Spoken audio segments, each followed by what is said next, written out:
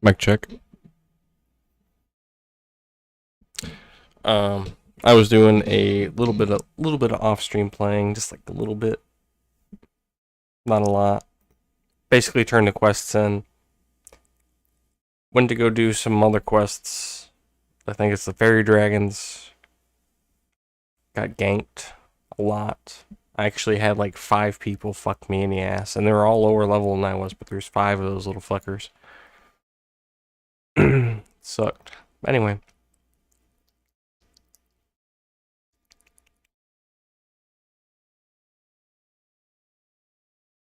In case your mom's watching.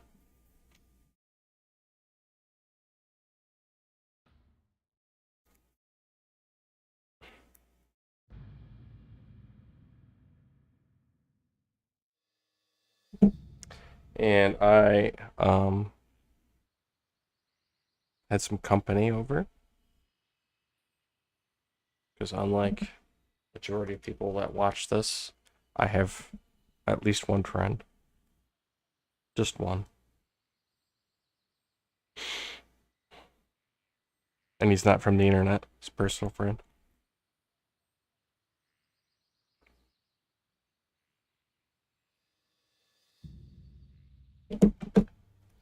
Anyway.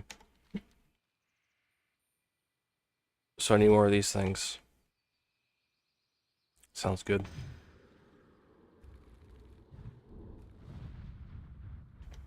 Oh, I need more mana.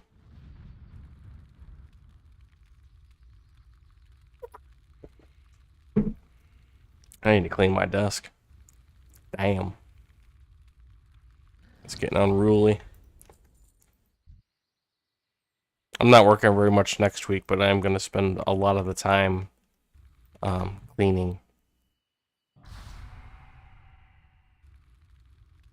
I have a whole closet I have to go through.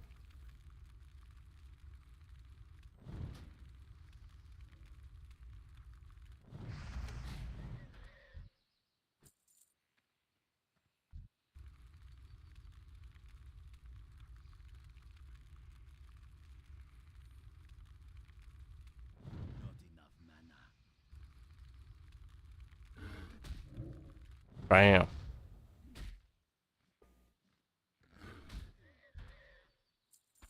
Oh, I keep forgetting. Whole reason I'm doing this.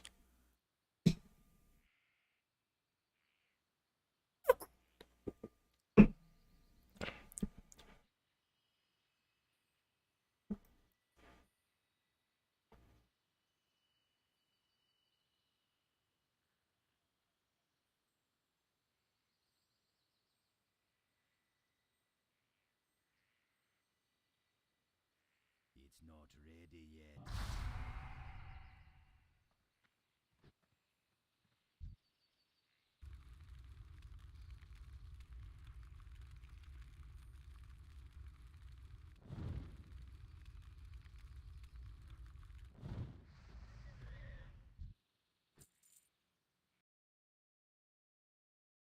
All of these groups actually misunderstand the effect that Hardison has had on their members. And let me ask you a question about premium pay. I don't know whether that means premium pay or premium pay or premium pay. I don't know whether it's super duper premium pay. Let me give you a hypothetical. Say Amazon has to offer a $16 an hour rate instead of $15 an hour rate to get a consistent volunteer to take a Saturday shift for a Jehovah's Witness or an Orthodox Jew. Is that an undue hardship? So the line that we understand Hardison to have drawn is based on the idea that you would have to incur substantial overtime costs on a regular, ongoing basis. And I don't think that it depends entirely on the ultimate, at the end of the day, out-of-pocket cost for the employer, because I acknowledge in the Amazon example, even if it were a significant delta and it was much greater wages, Amazon could probably afford that. But instead, I think that this has to go to the nature of that type of accommodation. You like two-shotted me. Question. It's $1 an hour more, and it's Amazon. Or it's Walmart, or it's the old TWA, but it's regular.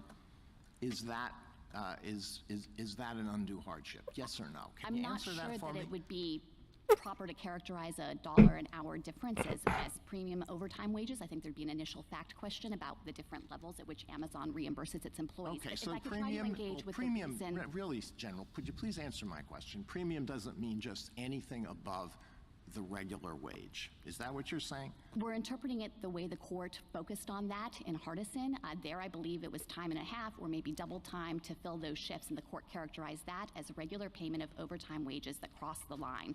But it's not just about So, the all right, out-of-pocket. I take that to mean that premium pay is not just anything more than the ordinary pay. Oh, I didn't have my arm around. That's one of the reasons. Substantially more than the ordinary pay, right? I think that that is consistent with the court's decision in Hardison, but I want to emphasize as well that the way that an accommodation ordinarily operates is to provide some kind of flexibility that allows the employee to complete his Fuck work you, requirements people. without having that conflict with his religious belief. And one of the reasons why I think the court drew this distinction with regular payment of overtime wages. I don't have a is guild that it's anymore an either. accommodation. It's exempting the employer on an ongoing permanent basis from doing that portion of his work. So I think it actually tracks a little bit with the kinds of questions that Justice Barrett was asking about what's the nature of a reasonable accommodation in the first place, although I recognize that's not the way that the court thought about the issue in Hardison. General, I'd like to see if there's some common ground that we can work off of. First, you emphasize that any inquiry under the test here should be context dependent. Yes. And I think your friend on the other side agrees with that. It's going to depend on the size of the employer, the nature of the request, what reasonable options are available to the employer, et cetera. That's right. So that's common ground. Okay. I think there's common ground, too, that de minimis can't be the test in isolation, at least, because Congress doesn't pass civil rights legislation to have de minimis effect, right? We don't think of the civil rights laws as trifling, which is the definition of de minimis. The law says, since time immemorial, that the law does not concern itself with trifles. So is that common ground as well? Yes, it is common ground. You should interpret that language in light of the facts there. Okay, and so I think then that takes us to a third question I have, which is, I think your test is the substantial cost test, and your friend's is the significant difficulty or expense test. Is that a fair summary of the kind of the nub of the dispute? So I think I might be anticipating your next question, but I just want to clarify that I wouldn't call it a substantial cost test, because we do have a concern with the court articulating some new verbal formulation if that calls into question the way that the commission and the lower courts have been applying Hardison for the past 46 years. We think that those results are consistent with the facts of Hardison and the court's observation there that it's substantial costs that cross the line. So I don't want to resist that at all. That is common ground. But I do have concern with the court overruling Hardison, or at least suggesting that there's a brand new standard with all of the details having to be filled in anew, because we think that already that case law is drawing the right lines. And I think you are anticipating my next question, as you usually do. But so substantial cost, that at least is, it seems to me, in some abstract level is common ground. Fair? Yes, I would have conceded at the abstract level. And then the question becomes, do we need to, in this case, get into any verbal formulations? And you're encouraging us not to do so. That's right. And just to put it all out there, my concern is that any verbal formulation the court might Just a use as fucking war going on. replacement could potentially call into question this well-developed body of law. But if you were So searching for a if we were simply to say that some courts have taken this de minimis language rather seriously, and no one before us defends it, and it wasn't even briefed in Hardison itself. That wasn't something that anybody advocated for, even in Hardison. That maybe we could do a good day's work and put a period at the end of it by saying that is not the law. I would agree with that, and I think that could be a useful clarification for any courts that are led astray by that de minimis language. And But then I would just urge the court, remand the matter, I'm sorry to interrupt, but and then remand the matter back and be done with it. if I could add one small piece on the course. remand, which is to please confirm that the EEOC has properly understood Hardison in light of the facts, Well- and that the court is not overruling Hardison on its facts. Because I think that is really where the pressure point But is here. do we need to do the pressure point? Okay, so I guess I would just wonder whether the court needs to get into that today. If there is so much common ground here between the parties, and really between the parties and Hardison, that we, you know, some courts, and it's been a serious misunderstanding, not all courts, but some courts have taken this de minimis language and run with it and say anything more than a trifling will get the employer out of any concerns here. And that's wrong, and we all agree that's wrong. Why can't we just say that and be done with it and be silent as to the rest of it? Well, I think petitioner is asking this court to do much more. He's asking the court to And now overrule. you are too. I'm asking and you I'm to resisting reject his both of you. arguments. Okay, and he's asking you to reject yours, and perhaps maybe that's another day's problem for us. And it's a significant problem, but does the court need to go there? I mean, is there any necessity for us to do that? I think if this court made clear that the de minimis language should not be taken literally to mean every dollar above a trifle is immunizing the employers from liability, that is absolutely a correct statement of the law. It's consistent with Hardison. It does not require overruling Hardison, and I would be very happy with that clarification. Well, we do have to reach a disposition line. So how do we reach the disposition line on Justice Gorsuch's suggestion?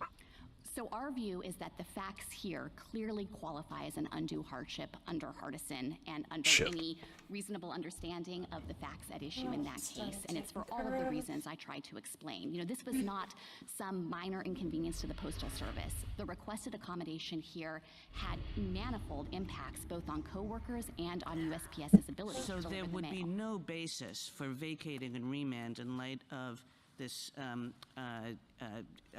universal agreement that we're not talking about trifles. That's correct. There is no basis on which to conclude that we won on a trifle. It was far, far more significant than that. But why wouldn't we vacate and remand to let the Third Circuit know? Like, let's imagine that we took Justice Gorsuch's approach and said, you know, to be clear, and I think lots of courts of appeals are, and in fact, the EEOC guidelines for employers, the more informal sheet, says anything but minimal cost. That makes it sound like trifling. So why wouldn't it make sense to vacate and remand and say, you know, to be clear, this is all assuming, right? But to be clear, de minimis doesn't mean trifling cost, any cost, minimal cost. Unless you were, you know, maybe you were led astray by that, and we want you to apply the Solicitor General's correct understanding of Hardison, which requires you to assess whether there's a substantial burden, substantial hardship. At that point, I would just use the statutory Sure. language, undue hardship. Justice Barrett, obviously I recognize that's an approach that's open to the court. I think that if you look at the Third Circuit's decision, there is nothing in there to indicate that the court's decision was driven by this idea that anything over a trifle was too much. Instead, the court carefully parsed the evidence in the case and pointed to the really significant impacts that I'm emphasizing here about coworker burdens, people quitting, people transferring. There was a threatened boycott on one Sunday, and union grievance filed. So, you know, I think that ultimately the Third Circuit would reach the right result again on these facts, and I don't think it's necessary to send them down that road. But I, of course, acknowledge if you wanted to provide this clarification and send it back, Let me you ask could. you just one other question. I guess one thing that concerns me about your proposed approach is that, you know, as Justice Gorsuch said, and that's why basically no one's defending this. I mean, we have an amicus brief from Americans for Separation of Church and State saying that Hardison was wrong. Since no one's defending the test, and I feel like you're going back and you're rationalizing it and you're saying, here's why what the EOC has said is consistent with a more robust understanding of the de minimis test that Hardison announced. You know, here's this body. I mean, are we supposed to go back and look at this body of 40 years of Court of Appeals law and assure ourselves that, in fact, it's consistent with this test? If this language, de minimis, has been leading courts of appeals astray, what is the point? There's of like 10 doing horde here, that or fundamental alliance. standard, which everybody agrees has led courts of appeals astray? So I recognize and don't want to suggest that I have particular attachment to the four words more than de minimis in isolation, but I do have great attachment to the body of law that has developed in reliance on Hardison and using the costs and the accommodations at issue there as one benchmark to try to sort out going forward the types of accommodations that will be required. And so the thing I'm trying to avoid is this idea that the court would just throw it all up for grabs and say, we have to do this over under some new standard, and this case law is irrelevant for helping to guide employers in understanding their obligations and courts in applying the statute in those recurring fact patterns. Well, you want to look at the development of the law. Of course, the law has developed in this area in other respects, too. It is not the case, as I think people thought it was at Hardison, that it's you can't treat people's religious exercise any better than anyone else. In other words, strict neutrality is no longer understood to be the law. It was not the case when Hardison was decided, that you had cases like Hosanna Tabor and Espinoza and Carson saying there really is no Establishment Clause problem if you make accommodations for people's religious belief.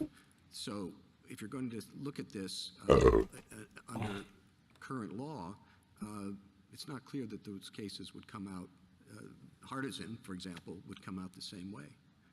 In other words, if we're going to do this and say de minimis doesn't really mean de minimis, it means something more significant.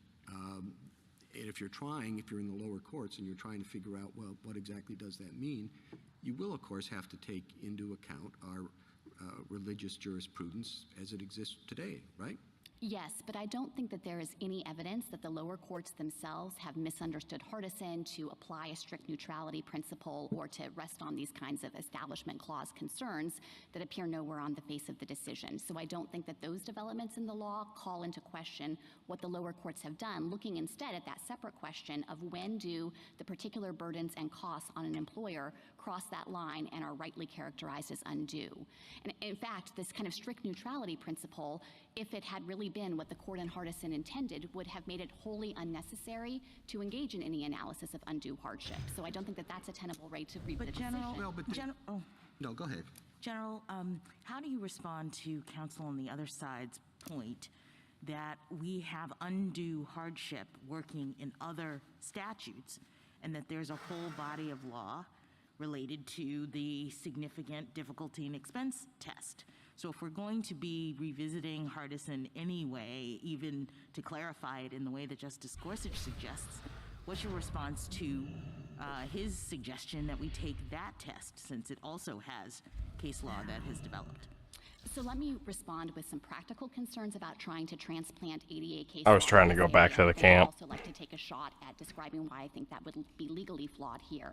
Just on the practical point, it's not possible to pick up and uproot the ADA case law and transplant it in full to this new context. And the reason for that is because there are signals in the ADA itself that Congress had in mind very different potential types of accommodations. Things like having to modify your existing facilities and undergo costly renovations to make them accessible to those with disabilities, or hire an entire additional employee to function as a sign language interpreter. And I don't think it would be reasonable, given the differences in the statutory structure, to say, well, that's not available in Title VII, but we're still going to say that the ADA case law carries its full meaning. Instead, what you'd have to do is start over, and you could use significant difficulty and expense, but at that point you recognize that there's daylight between the statutes and it's a content-less standard. You're still going to have to engage in all of the hard work of deriving meaning by applying the standard to repeat fact patterns. That's the work that's already been done under Hardison in a way that we think is very much protecting religious exercise in the workplace, so I don't think it makes sense to start over under the ADA So you don't standard. think there's confusion that is deriving from having different undue burden standards operating with respect to different types of alleged discrimination? No, not at all, and I think it could actually boomerang into additional confusion if courts tried to take the ADA standard but recognize that there were pieces of that that are wholly inapplicable and can't transfer over. And just on the legal piece, if I could finish up on that, I think there's a real problem here when we're in the context of statutory stare decisis, where the court had already authoritatively interpreted Title VII, and Congress then came along after and enacted the ADA and recognized that its definition of undue hardship was a departure from what the court had done and how Title VII operated. It would then be particularly anomalous for the court to say, we're going to go ahead and port over the ADA definition, even though Congress has been repeatedly asked to do so, with bills introduced in every Congress between 1994 and 2013, many, to codify this precise standard, and Congress did not enact those bills. In general, can I take you back to something that you said to Justice Gorsuch and Justice Barrett? Because when you were agreeing that this is not a line about, trivialities, but then I think you said at some point, but it would not be a good thing just to say, oh, well, what, So now it's a substantial burden test going forward, and leave it at that. And why is that? Right. Our concern with that is if the court were to announce a new standard, I think it would come with all the costs of destabilizing this area of the law and unsettling whether the court means to overrule Hardison on its facts, for example, or potentially call into question all of the established areas of law that have developed that we think have drawn the right lines here. And if I could, there are really only 3 categories where religious accommodation requests come up again and again, and I think it might be helpful to the court if I provide a really quick summary of those 3 categories, because I think it shows how the law has developed in this area. The first category is scheduling change. That can include things like Sabbath observance, obviously, but also things like midday prayer breaks or wanting to come in later on a Sunday to permit church service. And in that area, courts regularly are requiring employers to provide flexible work schedules if the work can be shifted to a different time of day. So you take your midday prayer break, but then you make it up on the back end. That is what courts are doing today. Also, you can facilitate voluntary shift swaps. That is a common way to deal with Sabbath observance. And if those fail, you can consider lateral job transfer to a different position where there's not the Sabbath conflict for that accommodation. In the second category, it's dress and grooming policies. And there today, courts are regularly granting accommodations and rejecting undue hardship defenses. The narrow category of cases where that's not happening is when there's a legitimate safety concern, like you work in a steel mill and you can't modify the dress code because wearing a skirt will interfere with operating the machinery, for example. The third category involves religious expression in the workplace. This can include displaying a religious symbol or potentially needing an exemption from employer-sponsored religious speech at a meeting. There, too, courts are regularly granting accommodations, and it's only in the circumstances, for example, where the religious speech would amount to harassment of coworkers or customers that the undue hardship defense is credited. In general, you think all 3 of those categories, under a proper understanding of the law, whatever standard, verbal formulation one chooses, are required by Title VII? Yes, we think that accommodations in those categories are frequently granted in line with Title VII. Undue hardship defenses are frequently denied in line with Title VII. And what I'm asking the court to do is not disrupt and unsettle that area of the law. And I don't think your friend on the other side wants to unsettle those decisions either, right? So that's, again, a little more common ground amongst us. So I worry that he does, because he is asking this court to adopt a brand new standard. He has a different account. He says his claim is that Hardison has been a disaster on the ground. We do not think that that is reflected in the actual case law, certainly not in the commission's experience in this area. But in those, I'm sorry to interrupt, but in those 3 buckets, I think there's common ground that the law would require those kinds of accommodations you just outlined. So I'm not so sure. For example, let's take the facts of this case. Petitioner obviously thinks that he was entitled to an accommodation, even though... Actually, I don't want to take the facts of this case. I want to take your 3 buckets. I like them, yes. Okay? I'm looking for common ground here, and it seems to me that is common ground, that a proper understanding of Title VII requires those, even if sometimes they're more than de minimis. All of those things could be more than de minimis, and yet both sides agree that that's what Title VII should require. Yes, and if petitioner is happy with the EEOC's guidance and with the case law in this area that summarizes those 3 buckets, then that is absolutely But common those ground. three- Is this case in the first bucket? Are you saying that this case is in the first bucket? Exactly, a requested scheduling change. So Sabbath cases fall in the first bucket. And in all honesty... So you're not saying like all cases in the first bucket require an accommodation. You're saying some cases in the first bucket require an accommodation. Yes, of course. I was trying to give a sense And of it. then there's a big difference as to which cases require an accommodation. So I'm happy that we all kumbayaing together. My arguments don't always go that way. But you're Let me ask in you the just- first.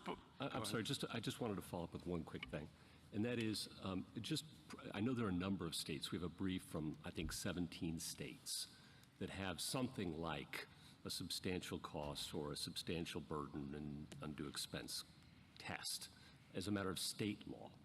Are you aware, and this is just a practical on-the-ground question that the government might be, has there been any problem in the administration of those state law tests? So I think it's far fewer than 17. The examples that have been cited No, are I think we have New York and 17 states. Yes, pointing to those laws. Pointing to but those it's laws. a small number of states that have those laws. New York and California are the examples my friend has cited. We looked at every reported decision in those cases, and there are just really few decisions. Many of the cases tend to apply and draw on the Title VII standards that already exist. So it's not clear that actually the courts in those states, even though there's different language, are applying a radically different standard. Okay, thank you. In the follow up on these questions. In the first bucket, my understanding is you want the line to be regularly paying premium wages would be an undue hardship. Or regularly operating shorthanded was the other thing the court Okay, considered and in on regularly Hardison. operating shorthand, I just want to make sure, a lot of times in your brief it just says operating shorthanded. A few other times it says regularly operating shorthanded. It's regularly operating shorthanded? Yes, I'm glad to have the chance to clear that up. The EEOC has drawn a distinction between temporary accommodations, including temporarily being shorthanded or paying premium wages, for And of example. course, applying that to a particular set of facts is challenging, as Justice Alito's questions and others have pointed out, but that's the line you would draw in the first bucket. That's right. Those are some of the lines. Now, of course, there are other types of requests that can come in, and so I don't want to speak to, kind of Yes. categorically here because it's so context dependent, but I was trying to give a sense of the accommodations that are regularly offered day in and day out, and rightly so. And then on what you want us to say as to the standard, you haven't mentioned footnote 14 a lot, but is footnote 14 equivalent to de minimis cost, more than de minimis costs in your view? Is that what Hardison was saying? Or Yes, I think Hardison was alternating between describing these costs in various formulations. It used more than de minimis in the portion of the opinion that, of course, this court has now focused on, but it also used substantial costs in that footnote. and the footnotes, oh wait, You just agreed, I think, with Justice Kavanaugh that regularly paying premium wages would not be, it would be an undue burden. Is that right? That was a holding in Hardison, yes. But your Hey. discussion earlier, I forget which. Oh, are the hot dogs in the fridge or what? You couldn't really tell Okay. us what premium wages were. So. Just the wondering. Agreement on that being Making sure they're not sitting out getting warm somewhere. helpful for me unless we have some idea where the agreement is. So give me a test for deciding whether something is a premium wage. So I would look to the facts of Hardison, which we think are the best indication here, and of course is entitled to statutory stare decisis effect. If I'm recalling the facts correctly there, the evidence was that you would have to pay time and a half on an ongoing basis for the duration, and the court said that's an undue hardship. And I acknowledge maybe there could be hard questions in this context-dependent analysis in the future about whether a $1 bump up in salary should be considered premium. Oh, I'm shit, not they're all trying to here. make a global argument here, but because it's so fact-dependent and context-dependent, but I think that the EEOC has rightly relied on the facts of Hardison to give a benchmark. General, isn't it? Justice Thomas? General, could you point me to the part of Hardison that synchronizes its consideration of the regulation with the new statute, the amended statute? Yes, I am flipping through the opinion here because it's in one of the footnotes, Justice Thomas. Well, that's okay. You can do it later. Okay, it's in our brief. We cite the relevant portion of Hardison where the court made clear that it was interpreting both versions of the statute to have parallel meanings, and that was the exact reason why the court didn't have to resolve the issue of retroactivity. I think it might be footnote 11, but I'm sorry, I'm not finding it. Okay. Thank you. Justice Alito? Well, your three buckets are quite helpful, and I think the argument has been productive in finding points of agreement. I just wanted to follow up on a few things. In your second bucket, you have grooming standards. So let me take you back to a situation like the one in Abercrombie. You have an employer who generally prohibits employees from wearing anything on their heads, but a Muslim woman says, I'm required for religious reasons to wear a scarf on my head. And this links up with the issue of the reaction of coworkers. Suppose that the employer gets a fierce reaction from coworkers when it says that it's inclined to provide an accommodation for that Muslim woman. What would you make of that situation? So I would point to the EEOC guidance, which directly addresses this point and makes clear that mere coworker grumbling or resentment or even overt hostility to religious practice and expression in the workplace is not itself cognizable to factor into the undue hardship inquiry. Instead, coworker effects are relevant only when the accommodation is creating concrete burdens on the coworkers that's materially. Damn, that's a long fear. Okay, suppose that then the employer has more difficulty, employees quit. Say this employer accommodates Muslims, and so we're quitting. And it has more difficulty hiring people. What about that? So that also cannot factor into the undue hardship analysis because it would be giving effect to religious hostility and animus, and the guidance on this point is clear also. So would the employer have to inquire into the reasons why these employers are quitting? So if the employees say, we're quitting because we just want to wear hats, because it's fashionable, okay, you couldn't take that into account, but they say, we're quitting because we don't want to accommodate Muslims, then that would not be permissible. Actually, neither of those should be taken into account when the nature of the coworker's dissatisfaction is just the mere fact that an accommodation is being provided on religious grounds. The guidelines make clear that that's not a cognizable form of hardship, and instead, it's only when the coworkers express this dissatisfaction because they are actually being asked to take on additional work or have more undesirable shifts, for example, that would be relevant to undue hardship. Another question. What, in your view, is the relevance of the fact that a requested accommodation would be inconsistent with a provision of a collective bargaining agreement or a memorandum of understanding that doesn't have anything to do with seniority? So we think that Hardison clearly held in the first holding that I didn't previously understand petitioner to be challenging, but maybe now at argument he is, that it held that when there are terms of a collective bargaining agreement that fix employees' rights vis-a-vis one another, including by assigning undesirable work through a neutral system, whether that's seniority or rotation or lottery, that it would be an undue hardship to strip employees of their rights under that kind of collective bargaining term. But Hardison did actually say, quote, we agree that neither a collective bargaining contract nor a seniority system may be employed to violate the statute, right? And it's hard to see how it could say, put aside the question of seniority, which is treated separately under Title VII. It's hard to see how it could say otherwise with respect to a collective bargaining agreement or a memorandum of understanding, right?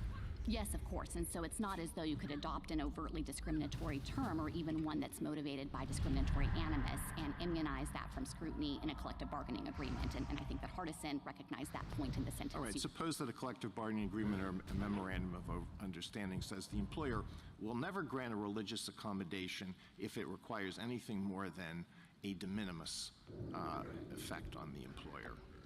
So what about that? I would draw a distinction, and I think this is supported by Hardison, between terms and collective bargaining agreements that are fixing the employee's rights as it relates to one another. Things like allocating the scarce resource of weekends off on the one hand, and other terms that aren't granting employees any rights, and therefore you wouldn't be taking their rights away, but rather are just the employer codifying certain rules. I don't understand Hardison to reach your hypothetical or to reach that latter category. Instead, the rationale of the court was that when you have a term of a collective bargaining agreement that is essential to maintaining labor peace, like figuring out which employees are going to have to pick up these undesirable shifts, they can legitimately rely on the terms of that agreement and not have their rights taken away. I'm not sure I really understand that. So if this provision, which requires strict neutrality and therefore adopts the de minimis test for all it's worth, de minimis means de minimis, that affects both the employees who might want a religious accommodation and those who don't want one and might want a comparable accommodation for a secular reason. Well, I think that to fit within Hardison's first holding, it would be necessary for the term of the bargaining agreement to vest certain employees with particular rights. That's the contractual right not to have to work those shifts, for example. And if I'm understanding your hypothetical, the provision in the bargaining agreement would just be protecting. There's just too many of them. It wouldn't be giving the employees themselves any kind of rights. All right, suppose it does give, it says secular employees shall have the same accommodation rights as those employees who may request an accommodation for a secular reason have exactly the same rights as an employer who requests an accommodation for a religious reason. So at that point, I think if you're accommodating the religious reason, it would just create a parallel or matching right that the person who wants the exemption from the dress code to wear the hat can do so. You wouldn't be taking away the right from the religious person. On the facts of this case, I mean, in your first bucket, you say voluntary shifts are fine, okay? And if there are people who will voluntarily shift out of the goodness of their hearts, okay, great. What if there's nobody who will do it for that reason? But they will do it if they get a little bit more money. So on the facts of this case, do we have any idea how much more it would have cost the Postal Service, which is a huge employer, if not a profitable one, a profit-making one, to induce enough people to agree to cover the shifts. Do we know? Is it irrelevant? So there wasn't record evidence developed on this point, and that wasn't an argument that petitioner pressed, as far as I'm aware, below about the payment of overtime to try to incentivize additional employees to volunteer. But there was a lot of record evidence about all of the effort the post office put in to try to arrange those voluntary shifts. The postmaster, each and every Sunday that petitioner was scheduled, was calling around to the other regional post offices trying to find volunteers. And I acknowledge that it didn't work each and every Sunday. That's why petitioner had the conflict. But the lower courts correctly credited the good faith of the Postal Service in trying to put into effect an accommodation. But doesn't this most of the time come down to dollars and cents? So if the employer is willing to pay people to take a shift, then the shift can be covered and everybody will be happy. The employee who wants a religious accommodation gets religious accommodation, and the other employees who cover the shift, they get more money, and so they're happy. So doesn't it come down to dollars and cents, and don't we have to deal with the issue of dollars and cents? Isn't that what this mostly will come down to? Well, first of all, there is certainly nothing that would prohibit an employer from choosing to pay extra to try to induce others to work those shifts and cover them. So that's one available alternative out there for certain employers that can afford it and think that that would be a way to address this issue. But I guess the question then becomes, what about employers for whom that is going to be a struggle, or who don't think that that is appropriate when they've hired someone specifically to work and be available on Sundays? Should the statute impose on them the regular requirement in perpetuity for the length of the employment to pay those extra wages? Hardison said no, and I think that's entitled to statutory stare decisis effect. Okay, I take that to mean that if it would be a struggle, then the employer can't be required to pay extra. But if it wouldn't be a struggle, then maybe the employer may be required to pay extra, right? Is that what you just said? No, and I'm sorry if I was unclear on this point. We think that this hypothetical fits squarely within Hardison's first holding. I'm sorry, it's first holding about the regular payment of premium wages, having to pay time and a half on a regular basis in order to fill that slot. And the basic insight behind that, I think, is that you have hired somebody to do a specific job, and the nature of the conflict, if you can't fix it with all of these other solutions that I've offered in bucket one, would then effectively mean the person can't do a portion of the job they were hired to perform, and it would transfer to the employer the responsibility to pay a lot extra in order to get that filled. Thank you. Justice Sotomayor? What's clear to me after all this discussion is that as much as some people might want to provide absolute clarity, there is none we can give, is there? Because it's all contextual. Yes. And to that end, there are going to be some cases where people are going to be unhappy with the court's result, and others where they are happy. The best we can do is do what Congress told us to do, just to say that undue hardship excuses an employer from doing that, correct? Exactly. I think you've put your finger on it, Justice Sotomayor.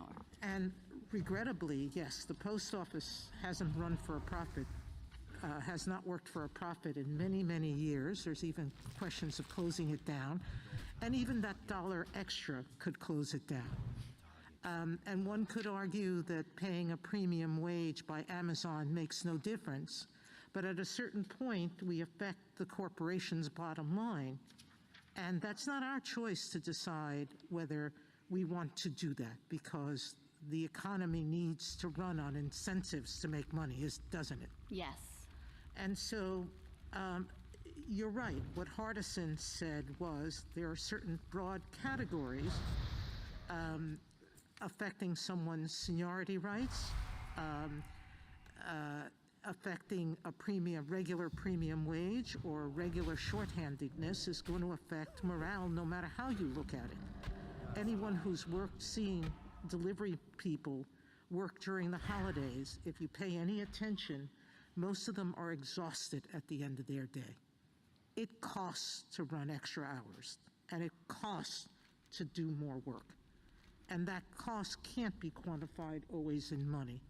So if we take the Hardison rules or holdings, that's enough, isn't it? Yes, and you don't have to speculate about how that applies on the facts of this case, because here the record evidence showed that during the peak season when petitioner was unavailable, it was one other carrier who had to go out each and every Sunday over the holidays to deliver the mail, and when he was unavailable, it was the postmaster himself who had to do it on 3 occasions, and that led to real-world costs on the other employees. There was similar evidence in the Lancaster hub. My friend suggested it was just a de minimis burden there, transferring as between 40 and 39 employees.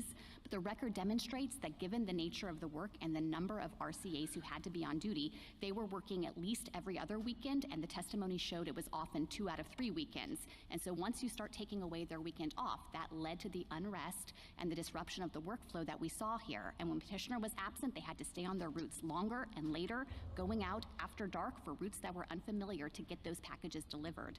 That counts as real-world impact and undue hardship under any reasonable standard. Thank you. Justice Kagan? General, the EEOC guidance it gives relatively clear guidance as to this question of premium wages, or the opposite. Does not give much guidance, at least the portions that I've read, about how it is that one is supposed to think about the burdens on co-employees.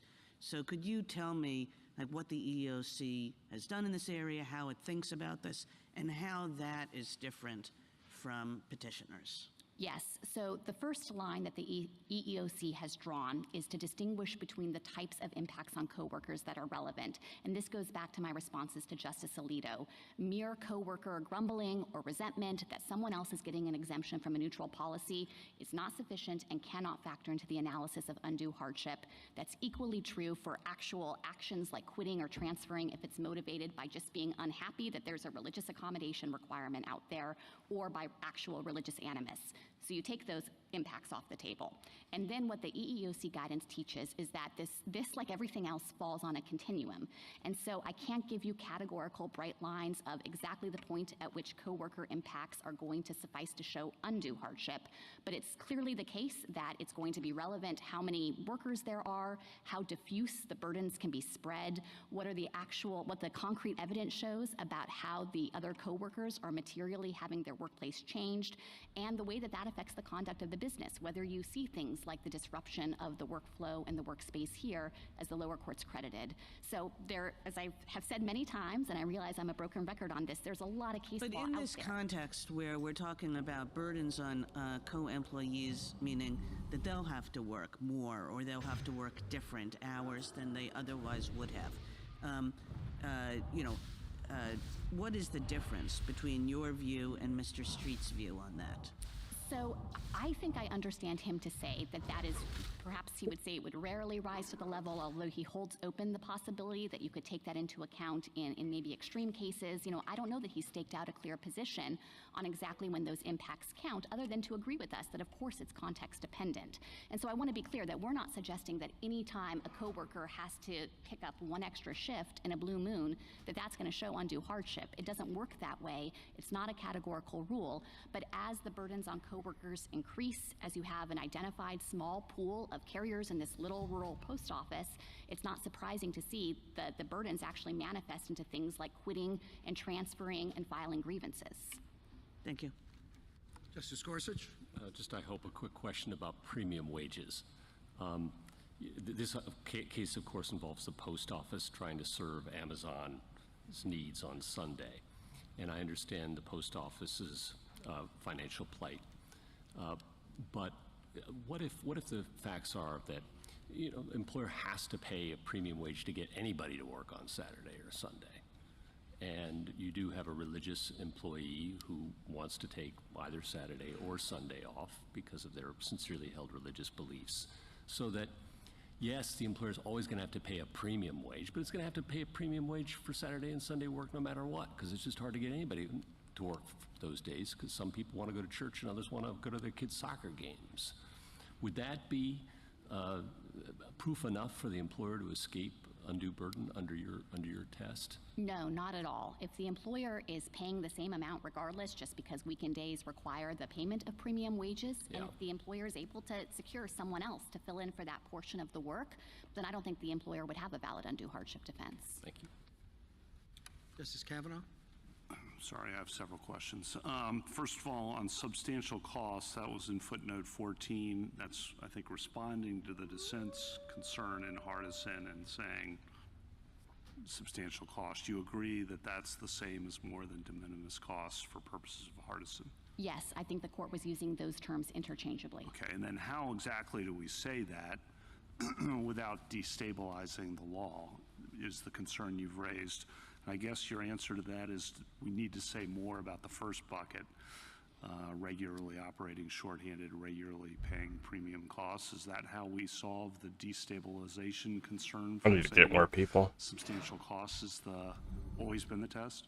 So I think the way to preserve stability in the law in this area while also cleaning up at the margins any confusion that's been produced by the de minimis test for the court. Well, I only need one more ferry. Partisan is an interpretation of undue hardship that is inherently a qualitative context-based standard, and so the use of the language the court had There there, he is, which too. alternated between substantial and more than de minimis, can only Pull him actually over take this greater way a little meaning bit. when looking at the facts of that case.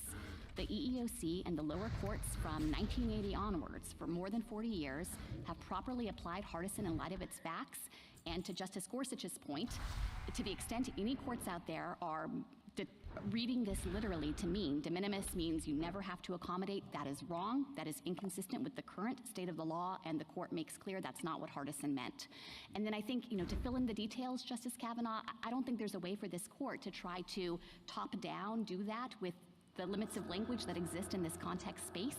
Instead, I think the way to preserve stability is to make clear that you don't need to redo all of the work that's been done for 5 decades under the Hardison standard as properly understood. Do you understand undue hardship? I understand that term in the original statute to reflect a balance between two important values. One, religious liberty, and the other, the rights of American businesses to thrive. And to thrive, you have to be able to make money. Is that how you understand undue hardship? I certainly understand it to recognize that there are interests on both sides of the balance, but we don't think that the standard requires trying to measure the interests of the employer, for example, as against the significance of the employee's religious practice. The concern with that is that it's just incommensurable interests, and there's no real way for courts to conduct that balance. And so I think the right way to think about it is Congress struck the balance. It recognized that it is important to protect religious practice and liberty in the workplace.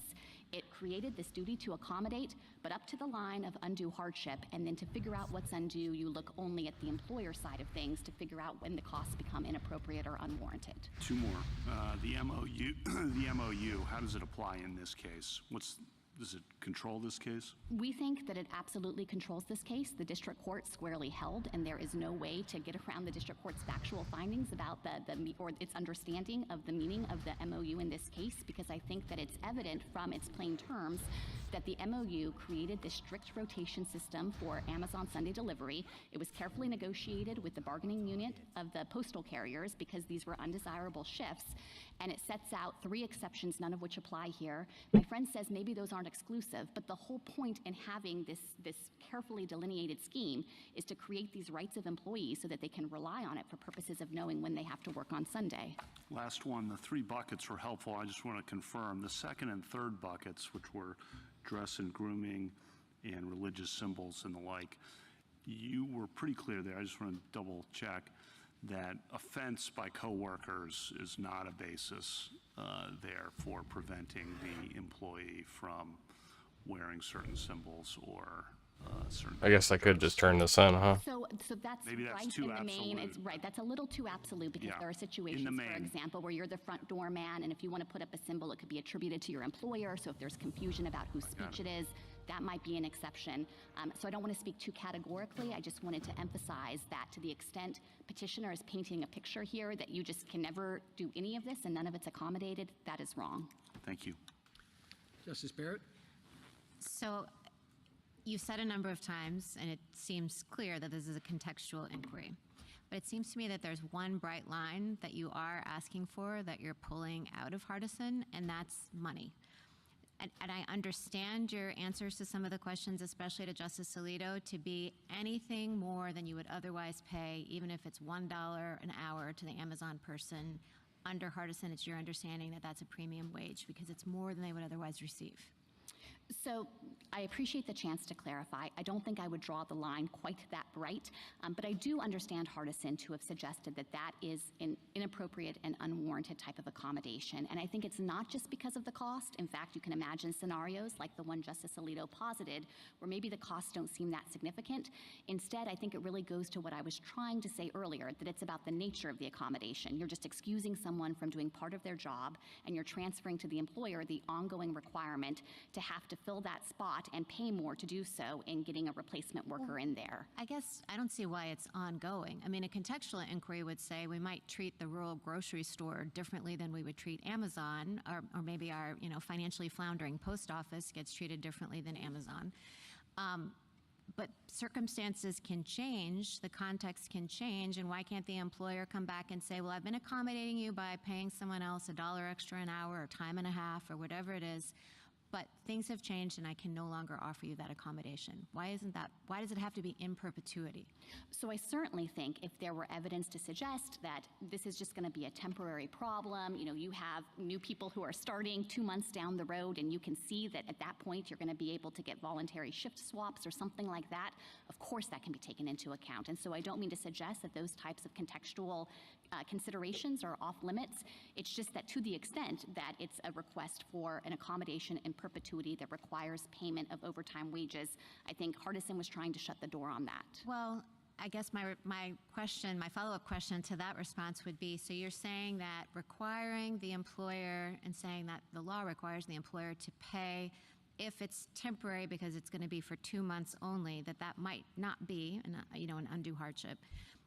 However, if the employer says, yes, I'm going to make this reasonable, this accommodation is reasonable, it's not an undue hardship for now, but 6 months from now, there's an unanticipated change of circumstances. I guess what I'm saying is, it seems to me like it would always be implicit that I will offer you this accommodation so long as it's not an undue hardship. But how can anyone anticipate that maybe in 6 months' time, suddenly they would be short-staffed and short-handed? So I guess your argument has a lot more force if you assume that it necessarily would be in perpetuity, as opposed to something that could be revised if circumstances changed.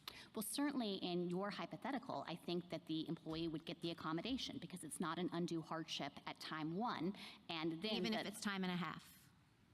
Oh, so I understood you to be saying that if the employer is choosing voluntarily to supply the accommodation. No. Well, I'm saying even if it winds up being court-ordered, because you're saying that the court could never say that that's what was required because any premium wage, and a premium wage is any money more, $5 more, $5 a week. You're paying more than you might otherwise pay. So I understand you to be saying it's a bright line if there's not an end date on it that's pretty short. Am I misunderstanding? So I think the reading of Hardison is that the regular payment of time and a half, that was the premium wage at issue there, the court determined was an undue hardship. But in footnote, Justice Kavanaugh was talking about footnote 14. In footnote 15, the court also says that the argument that money was, the dissent's argument that money wasn't a problem, also fails to take account of the likelihood that a company as large as TWA may have many employees whose religious observances required that accommodation. So it wasn't about just the one, it was about the possibility that there would be many. And maybe there would be, maybe there wouldn't be. I mean, it was different for the post office to try to accommodate his Sabbath request in this rural office than it might be in, New York City. So I guess I'm just wondering why we have to make the line as bright as you're asking us to make it. That seems contextual. So I certainly agree that one of the relevant contextual considerations is how many employees need the accommodation based on, not just speculation, but concrete evidence, and that is reflected in the EEOC's guidance. I interpret that part of Hardison to say it comes after the court had already said that on these facts, Hardison was demanding something that would cost. I don't even need to fight these. They're great. They're not gonna want to fuck with me anyway. Stripping other employees of their contractually bargained for seniority rights, and so this point about other employees was just an additional fortifying consideration that it would be undue for TWA given the prospect that other employees would likewise need the accommodation. Okay. Justice Jackson? So it sounds to me similar to what Justice Sotomayor said, that whether any kind of accommodation is going to be required under any set of circumstances, the answer is it depends. Is that right? I mean, it's all context specific. And so can you just answer your responses to all of the various hypotheticals that we've asked you about, are they coming from your understanding of how Hardison has been applied by the EEOC and the courts? It's not just you standing there saying, this is what I think about a particular scenario, right? Yes, absolutely. I am relying heavily on and drawing from the EEOC's guidance and its lived experience with implementing Hardison for the past 50 years, as well as the body of case law that's reflected in the EEOC guidance that I keep pointing to. So we may find, if we were to delve into that body of case law, the answers to some of these questions, or at least what the EEOC thinks about how this should be applied. And your concern is destabilizing that set of determinations. Exactly. And it gets to the colloquies we've been having about the limits of language and trying to articulate a standard in this context. No matter what, as your question touched on, Justice Jackson, this is context dependent, and it is going to require an assessment of that individual employer's facts and circumstances. And I think that hard work of filling in the details has largely been done, and that the court should not take steps to unsettle it now. Thank you. I don't think these guys drop what I'm looking for.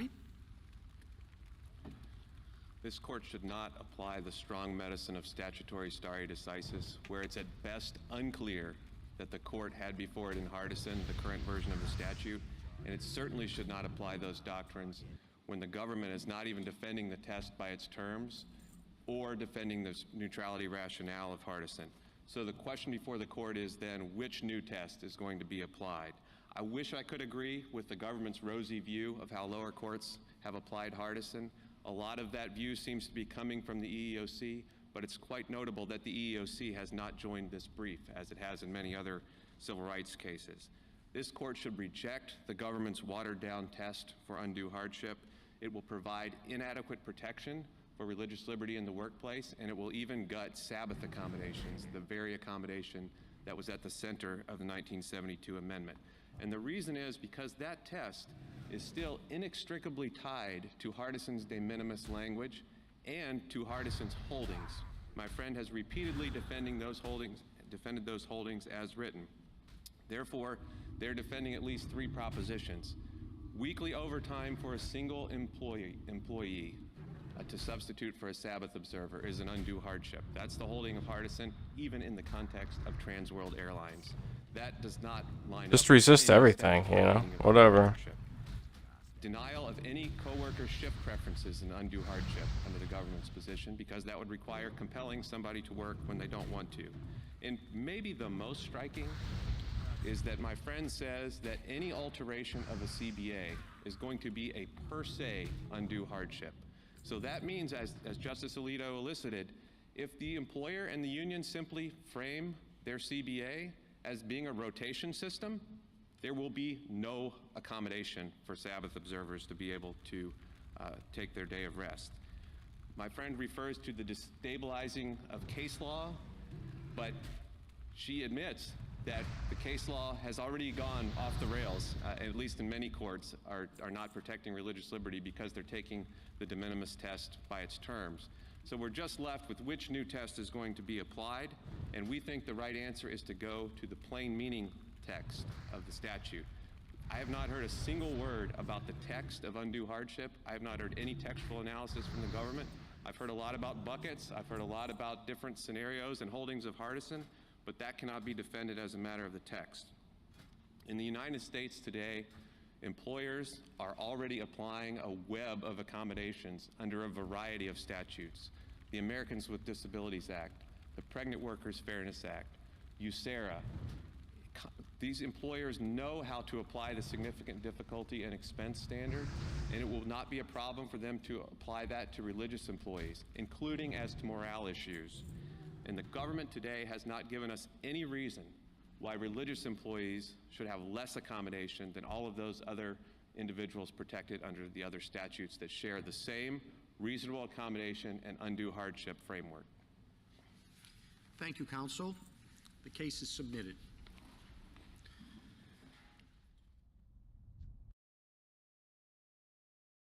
Properly presenting claims, or presented claims as if they were definitely true, despite knowing that they might well be false, That's either deliberate ignorance or recklessness. And third, a defendant may have adopted an interpretation of the requirement that was so unreasonable as to be objectively reckless. On the other hand, if the defendant attempted to discern and follow the correct interpretation of the law and was transparent with the government about how it resolved ambiguities, there is no scienter. This rule is not easy for plaintiffs, but it is a fair rule that follows the plain meaning of the text, tracks more than a century of the common law of fraud, and achieves the fundamental purpose of scienter, which is to accurately separate culpability. That's a different thing.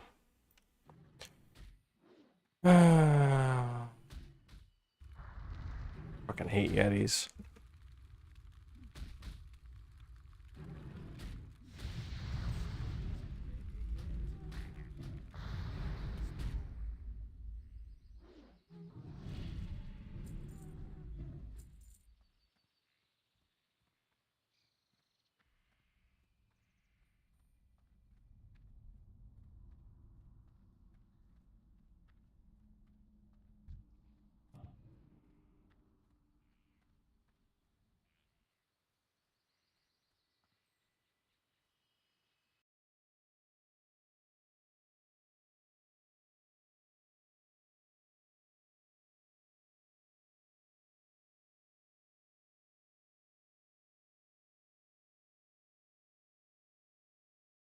Oh, really?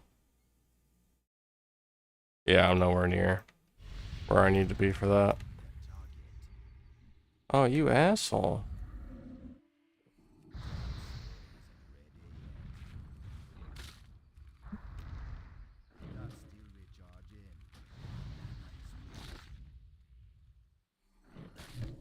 Man, I love being out of mana.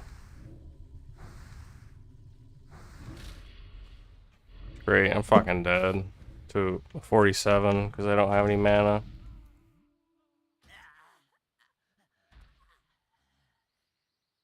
Alright, I'll take it.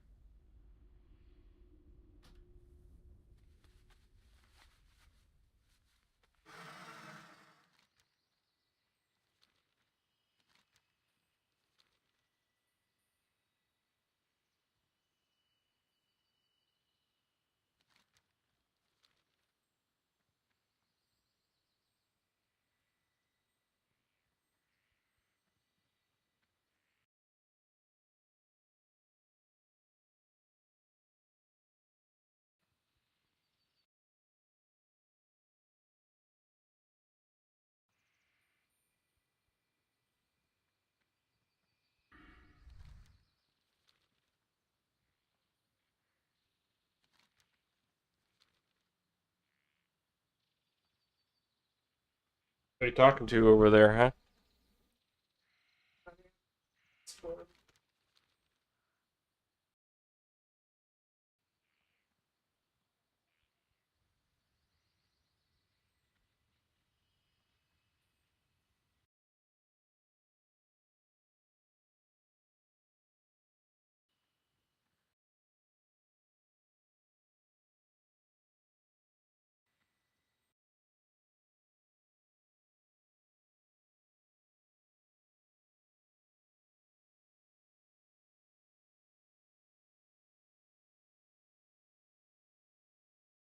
You know you f***ed up when they want you to give your trophies back.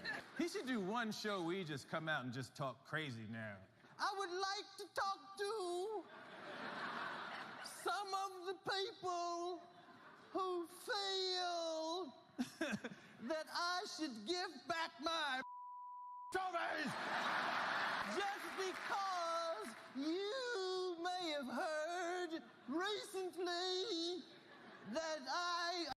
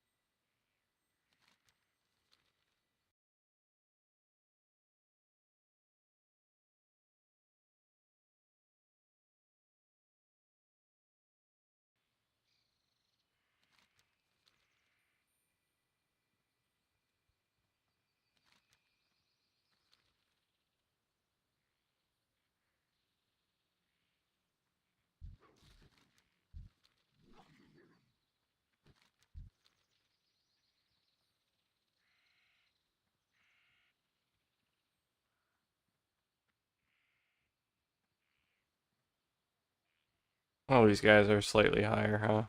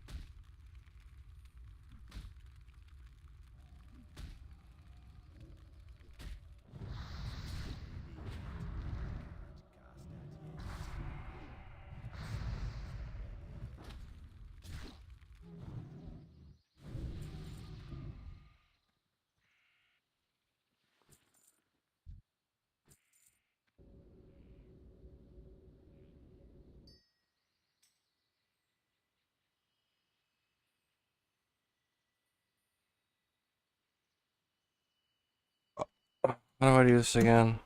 Okay.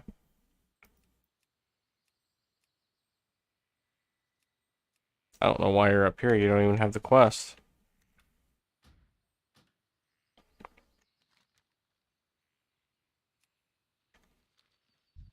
Whatever. You can help me.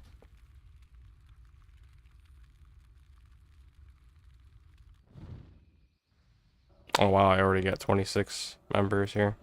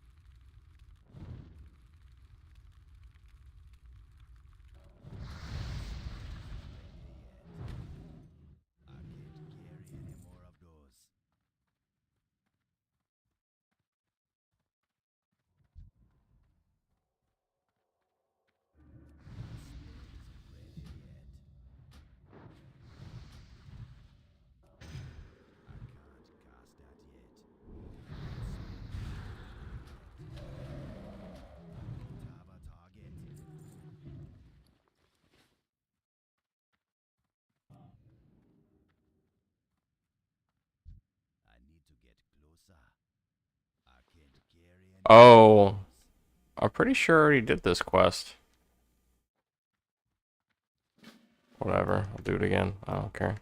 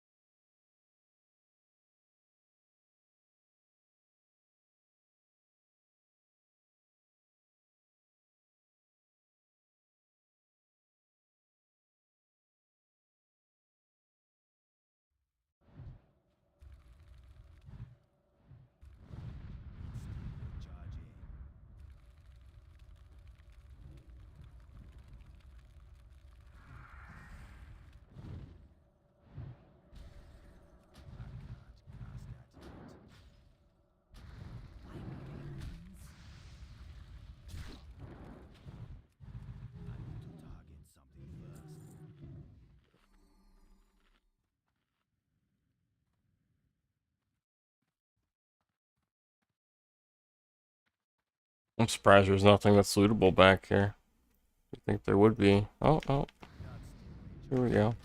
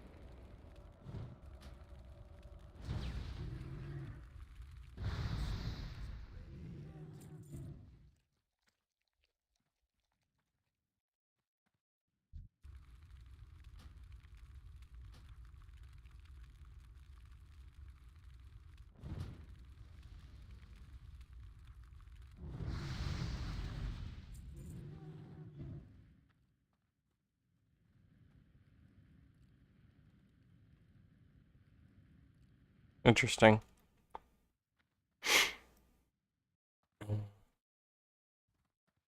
Anyway, you gonna start dinner, woman?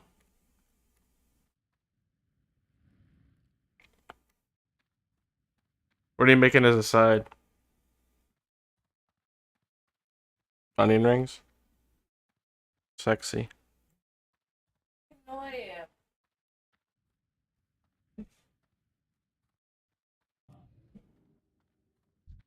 Definitely not prepared to feel this.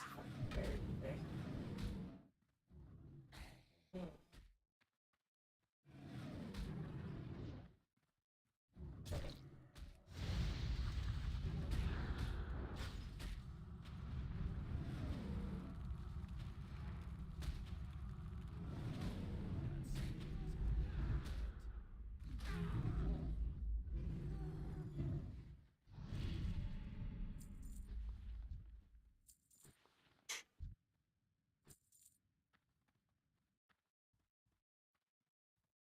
Alright, I think it's time to get the hell out of here.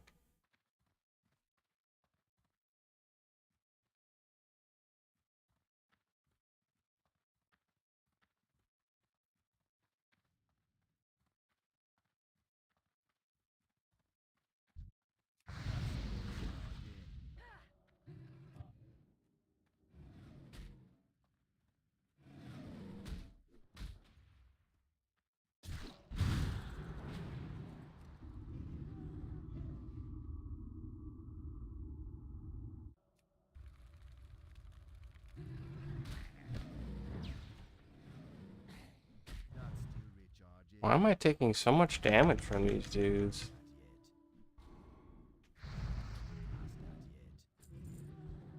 I don't know, maybe it's because I'm used to being a paladin or a death knight and I'm usually not taking that much damage.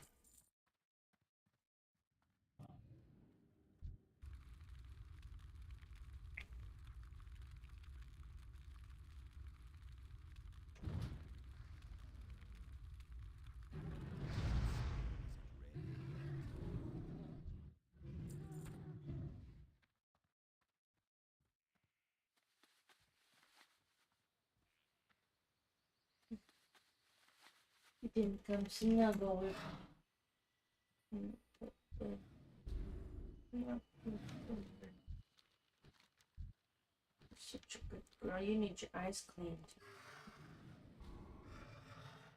Did you hear me? Yeah.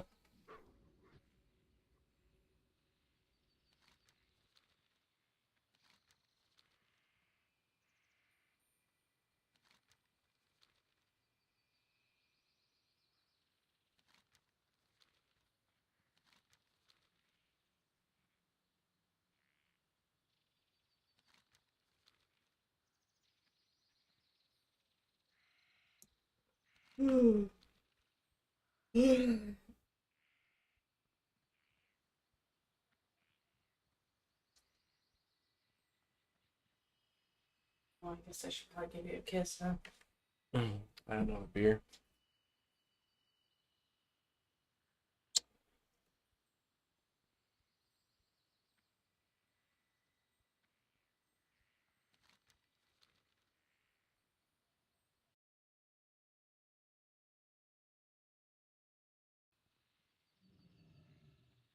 Nope.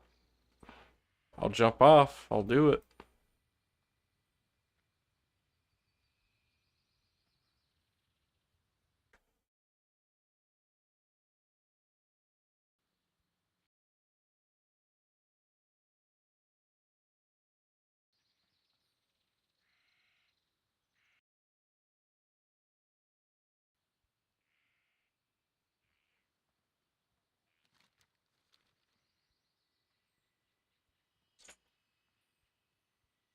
Thank you, beautiful. Welcome.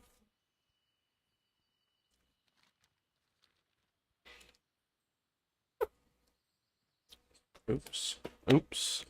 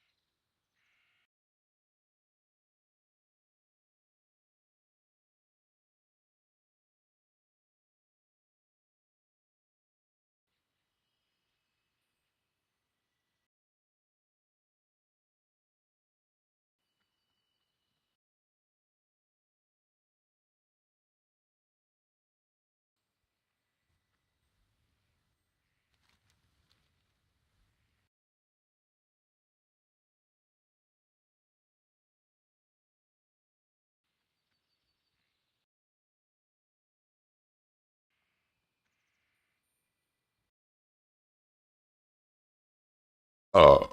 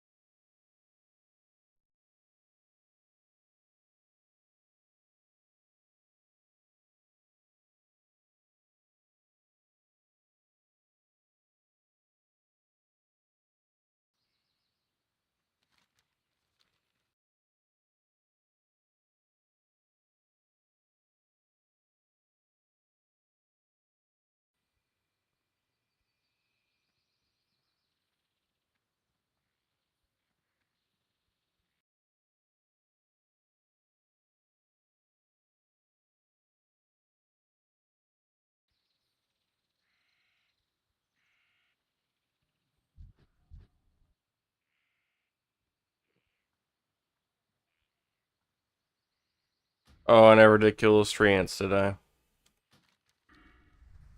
There's like, hold on. There's like one over here. I think. Maybe. There's like one over here, at least one, maybe two. And then there's one down here. Look at this asshole.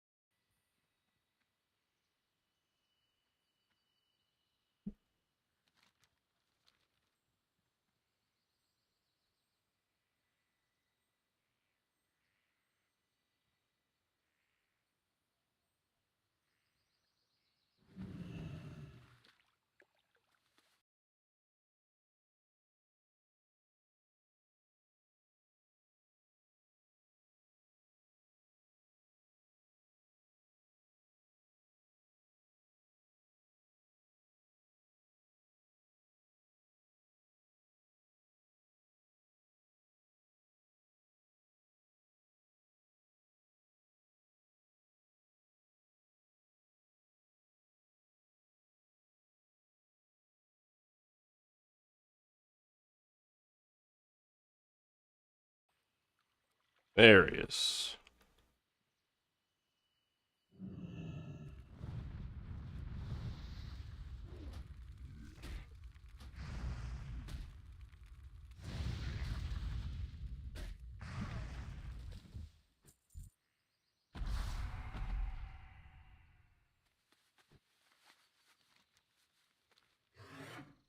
And I don't think there's any more up here. Could be.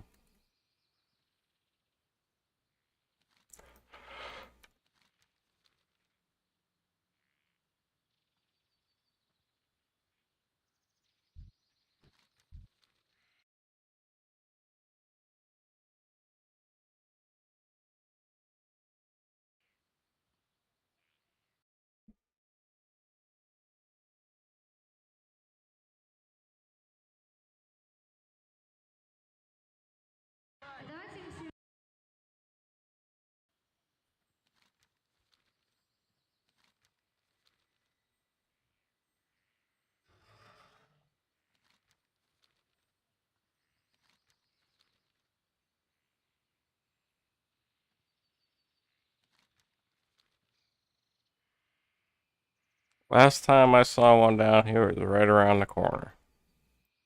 Yep. Pretty much the same spot.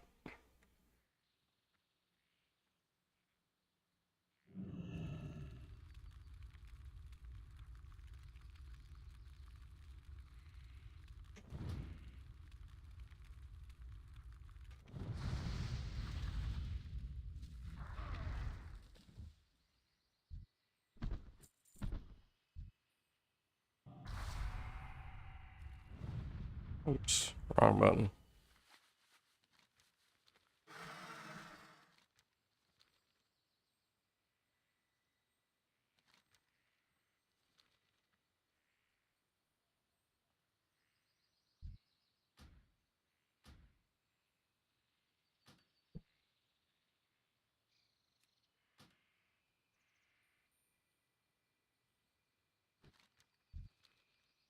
I don't know if there's any more down here or not.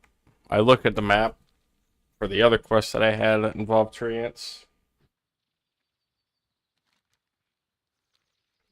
But that's it.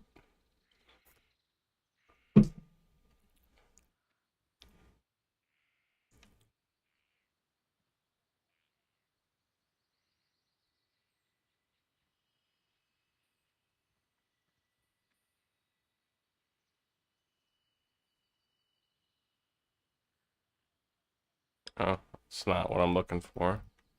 Wait, you're rare. You go like really fast.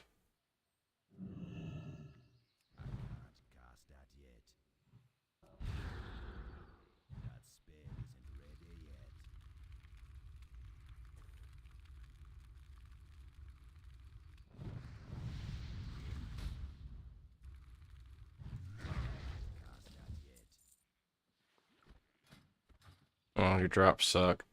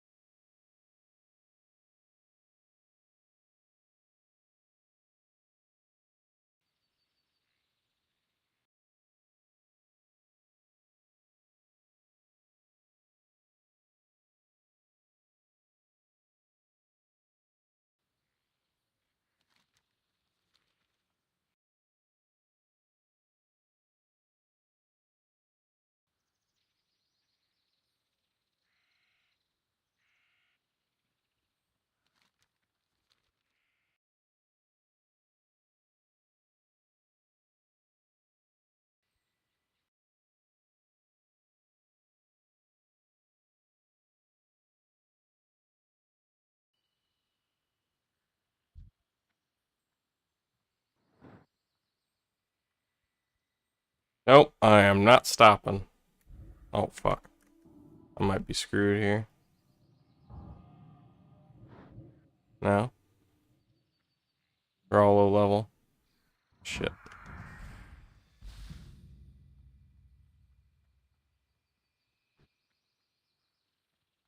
Alright, I think I'm out.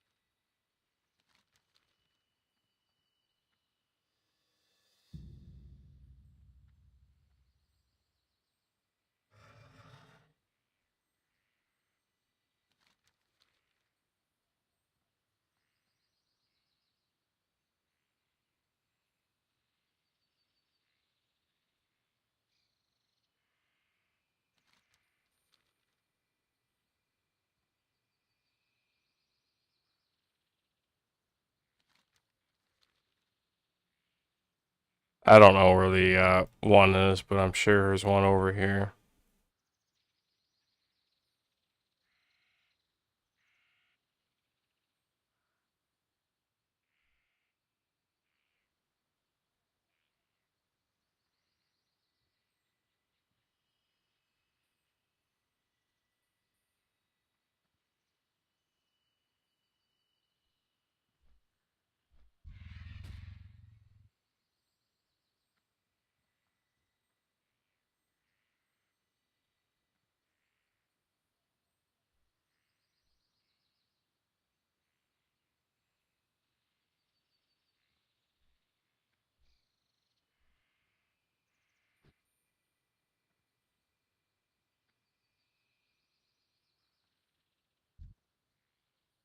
I don't think he counts.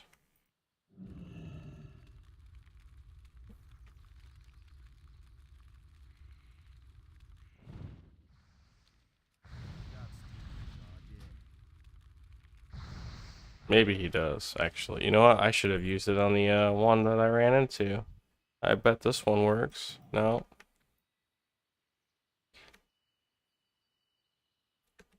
Well, the one's probably respawned by now, so I'm just gonna go back. I have to go back there anyway.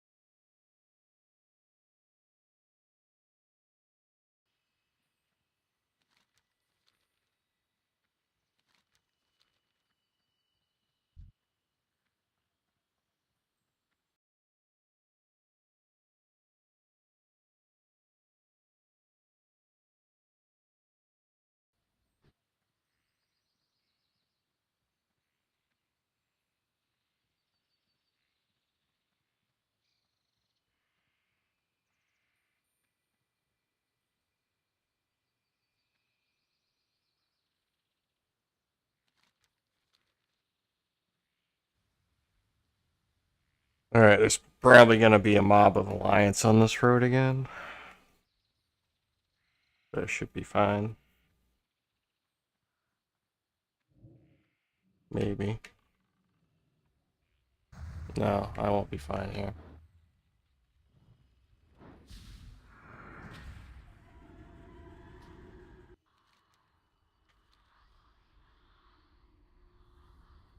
I didn't have any buffs on either. I didn't have mage armor. I didn't have anything. So.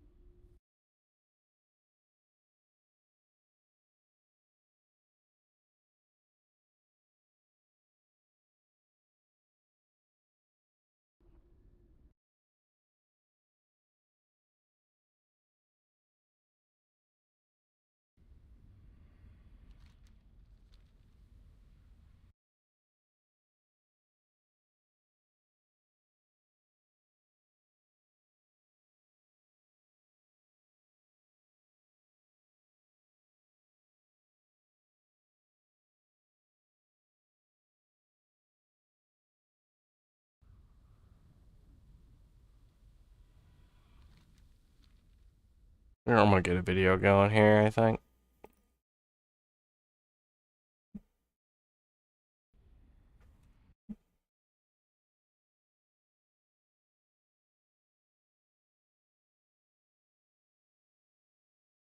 Of internet. This police officer wanted these people to pull over, but they were in a self-driving taxi. Let us move! We're not driving! He's trying to... Sir, there's no one there. Alright, we're protesting. Thank you. What are we protesting? We're protesting everything. We're angry and we're not gonna take it anymore.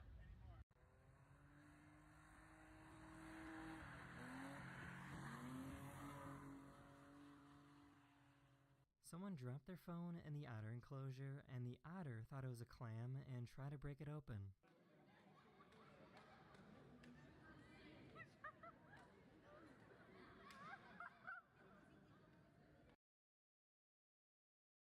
That's what you get.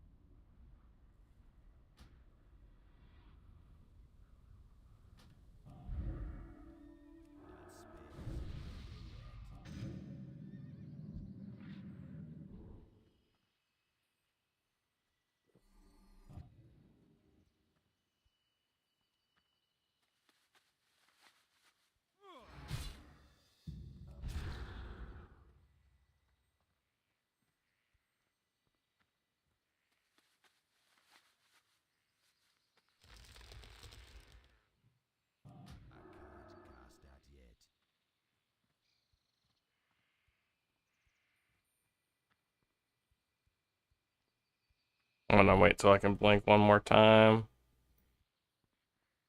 You know, I'm just gonna blink all the way back at this point. I'm almost there anyway.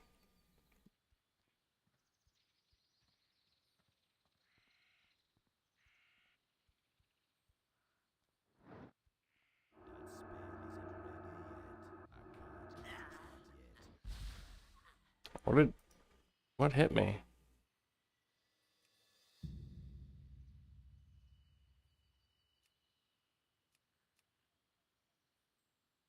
Oh. Damn. That was a little filthy, wasn't it?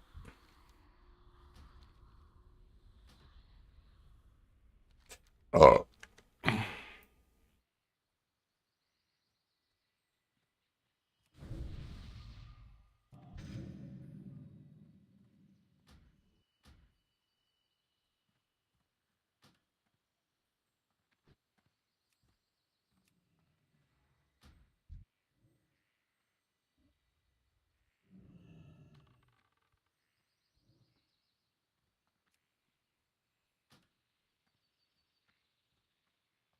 Oh, I still gotta kill one more of those things. That kind of sucks.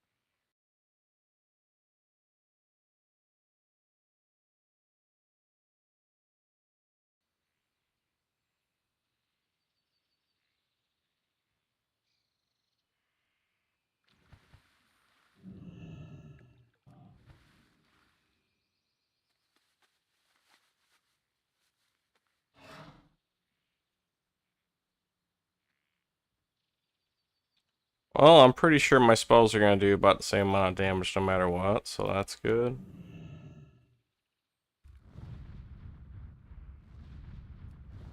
Or not.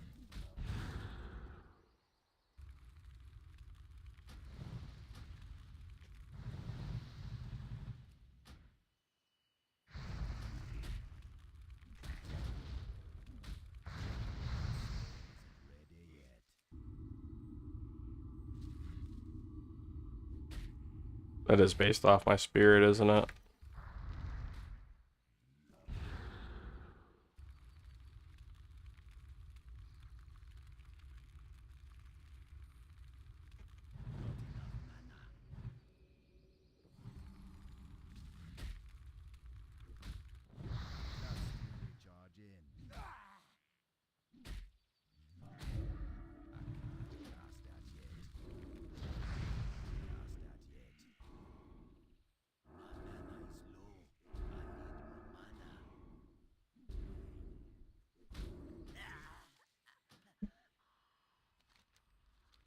Well, it looks like I need to wait. You know what? Hold on a second. Do I still have the guy just invited into the group here? Or clan, guild, whatever.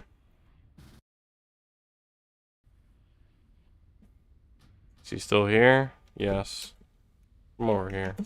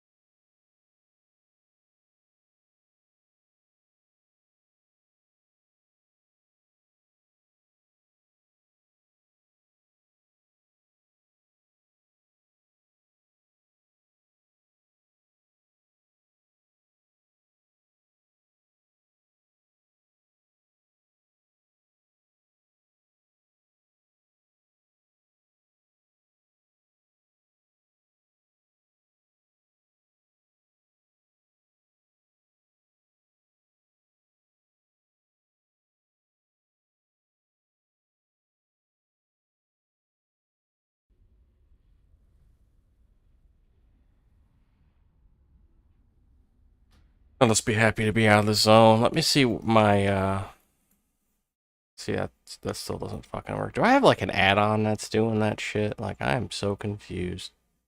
Maybe I need to clear the data or something, or clear the cookies. Probably need to clear the cookies.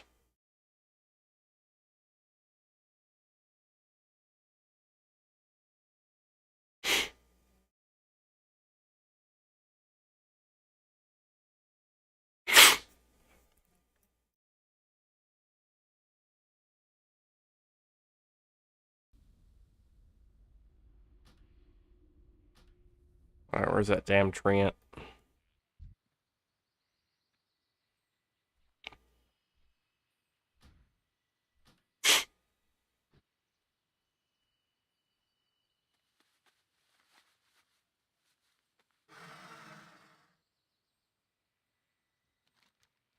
I demand answers. There he is.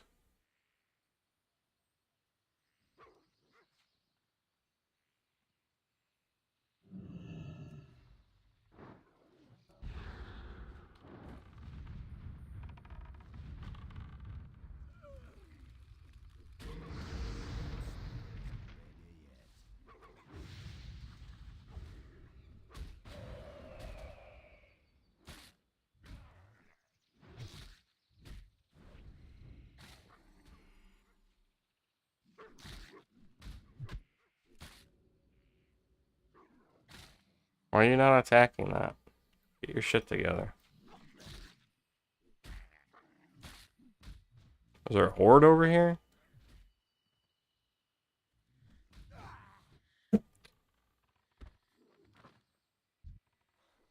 Why is he just running away from it?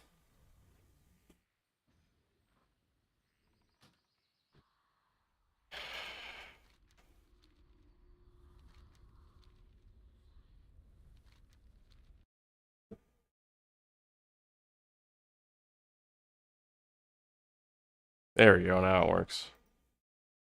Oops.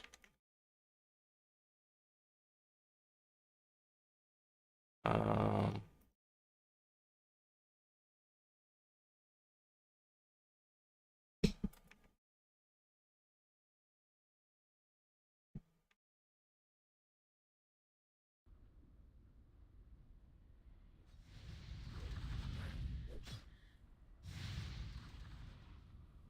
Did you at least kill the treant? Doesn't look like you did.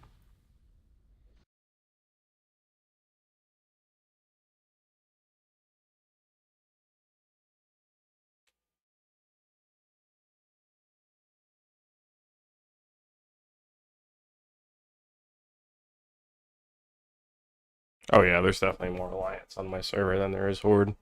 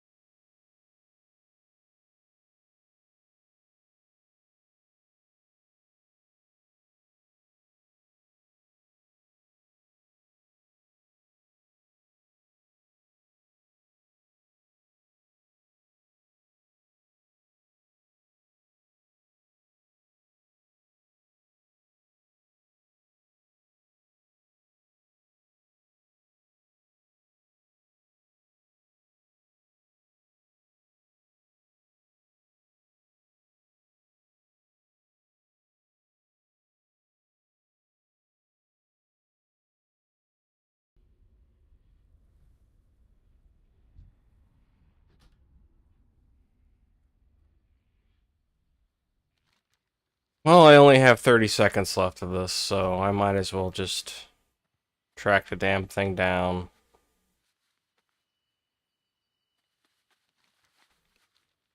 And follow it until my rest sickness is gone.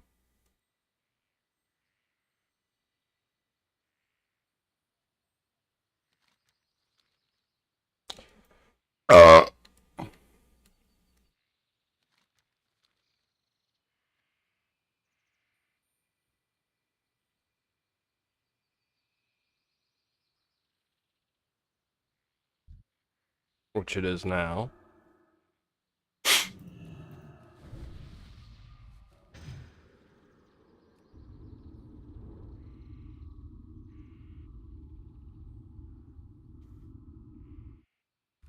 What a struggle just to kill one fucking treant, man, I tell you. It's the true WoW experience.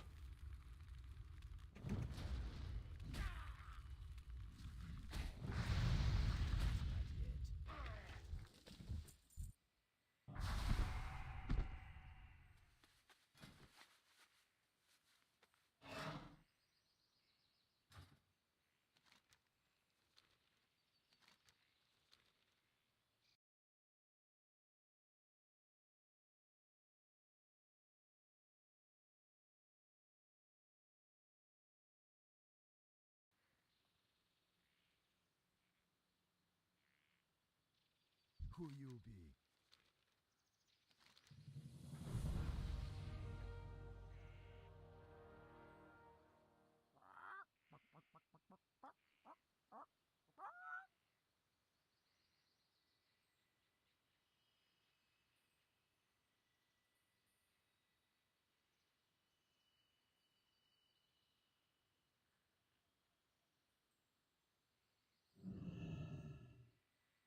Bissigna.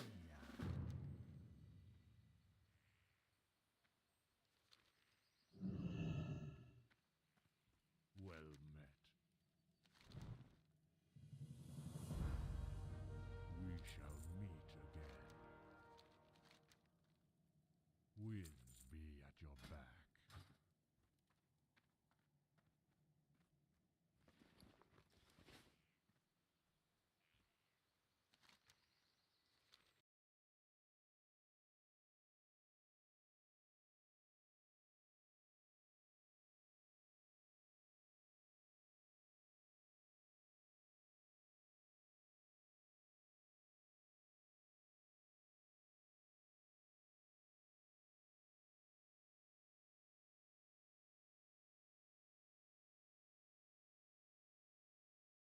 Where do I find the damn mountain giants, though?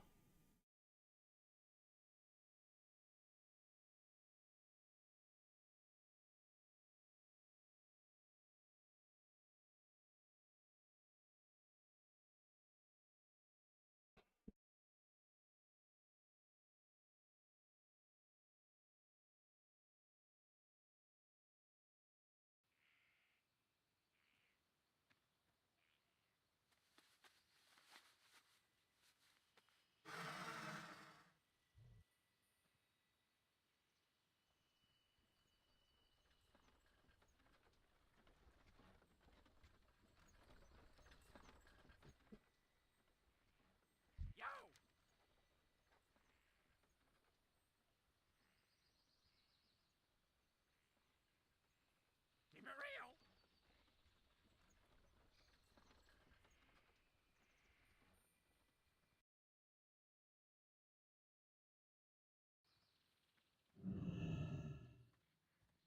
Ah, I've been expecting you.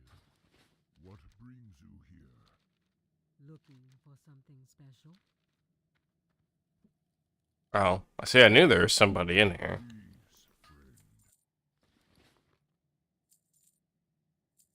Just wasn't sure where.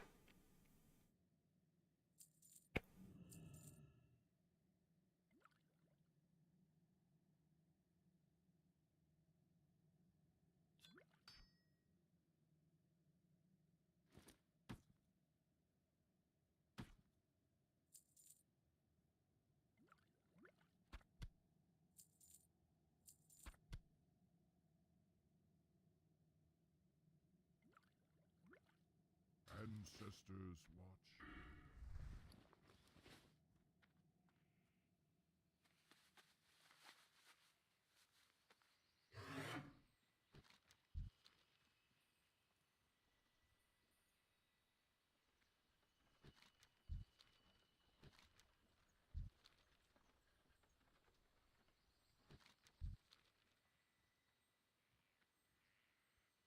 Oh, I get to go through there one more time. Hopefully just one more time.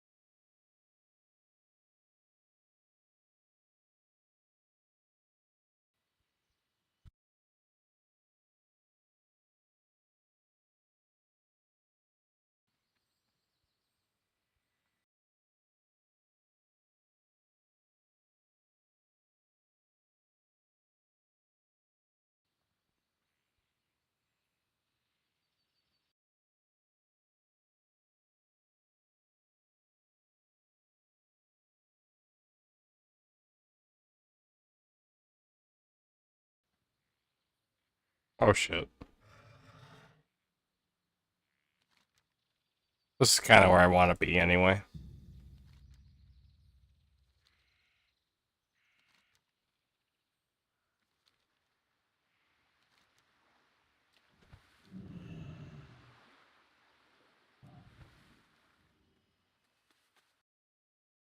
As I wander over here.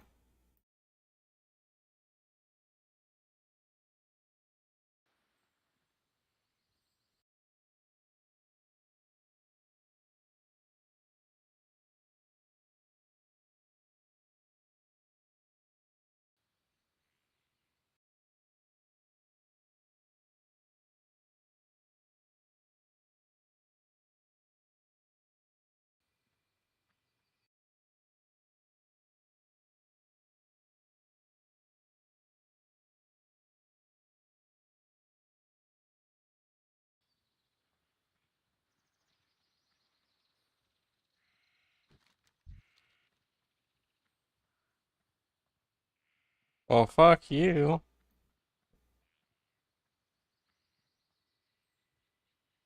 It's level 60s over here.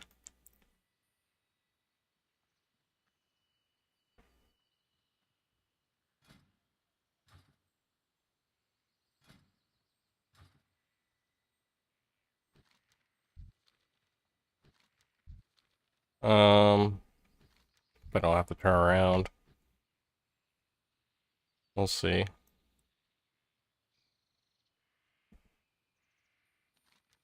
don't think I've ever been over here before.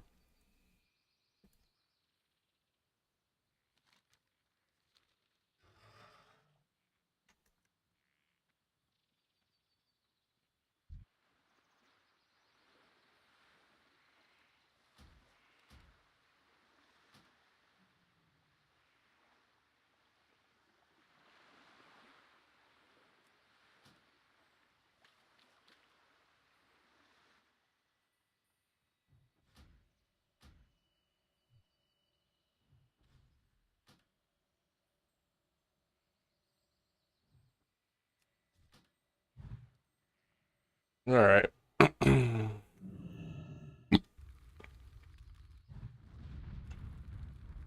Pretty sure these guys are the ones I need to kill.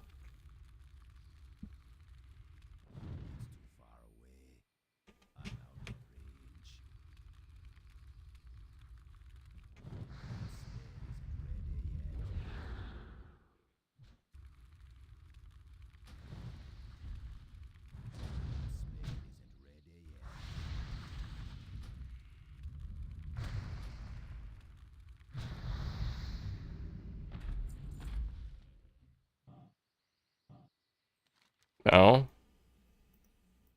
Well, then never mind.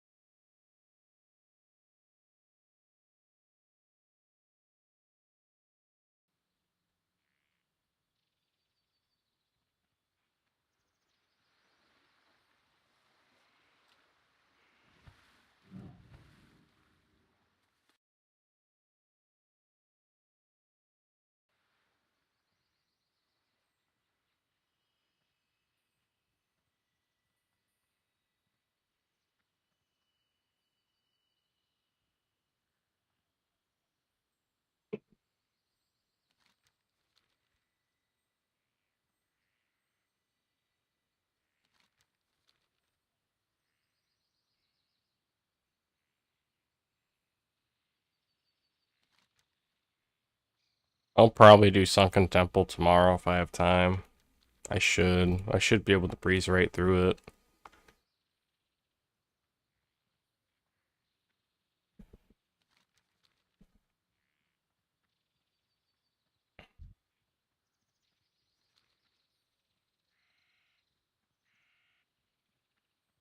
Oh shit, here's a ramp. Pretty sure I can get up this way.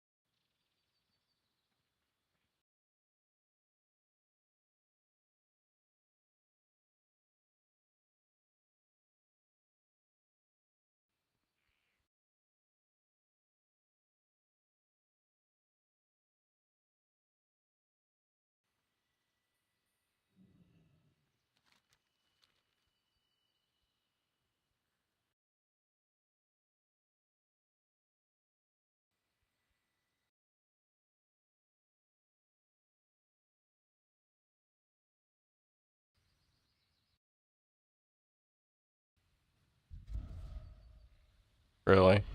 He looks like a mean motherfucker. Look at that guy. Resting bitch face. I'm pretty sure I need to go through this way. Oh, I'm dead. That's fine. I expected as much. I can't go anywhere in barrel ass without just getting ganked by bots. I don't know.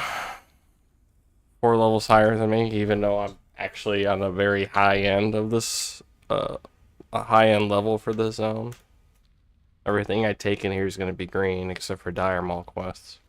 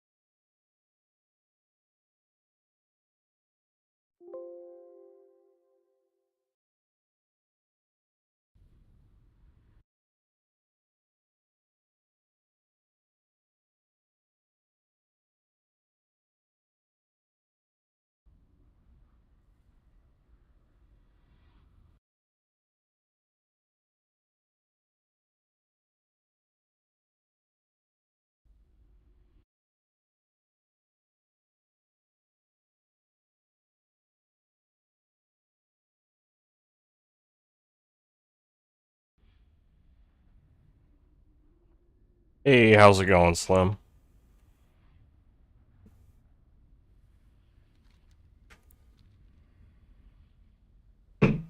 I'm just trying to do, you know, green quests in a highly alliance zone right now, and as you can see, this is pretty much how I spend most of my time.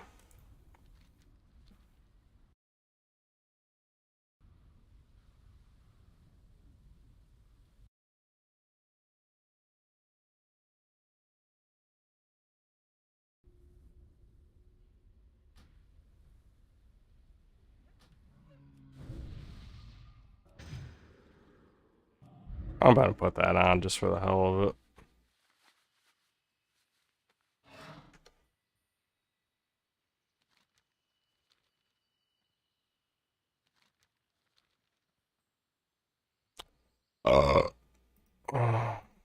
There's a level 53. There's some more horde over there. I have no desire to fight them right now.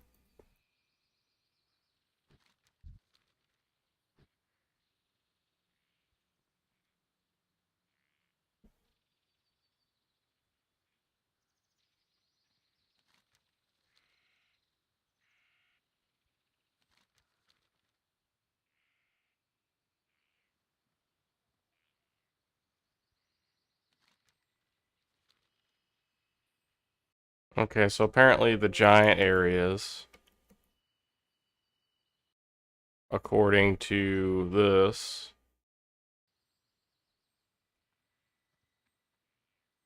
are over here somewhere.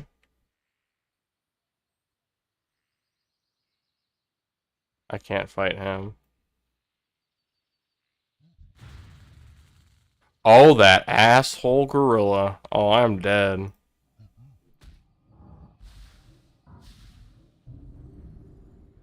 It's okay. You know what? This is how they want to play the game.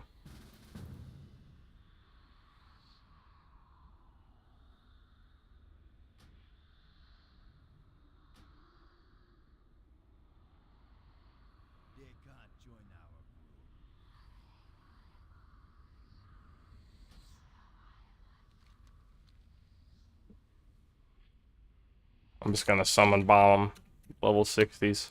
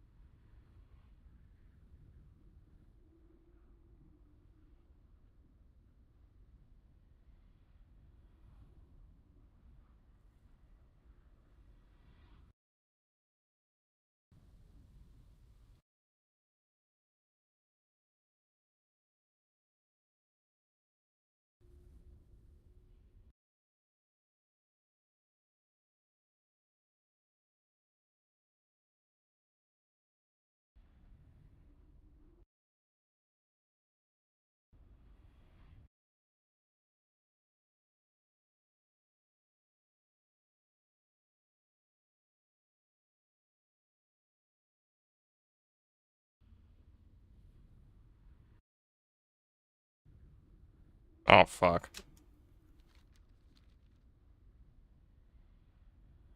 That's what I get for alt-tabbing. Good news is there's a way up over here that I just found.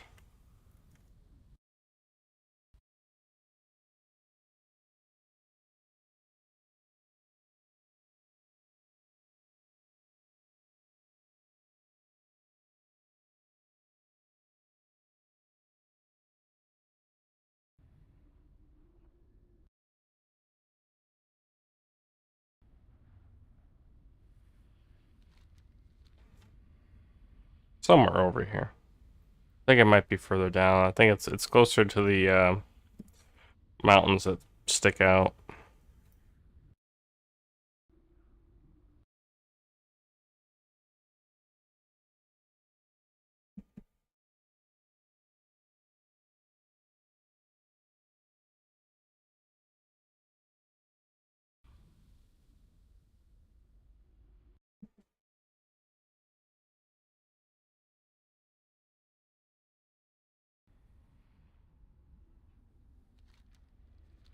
Okay, yeah, so it's actually right over here.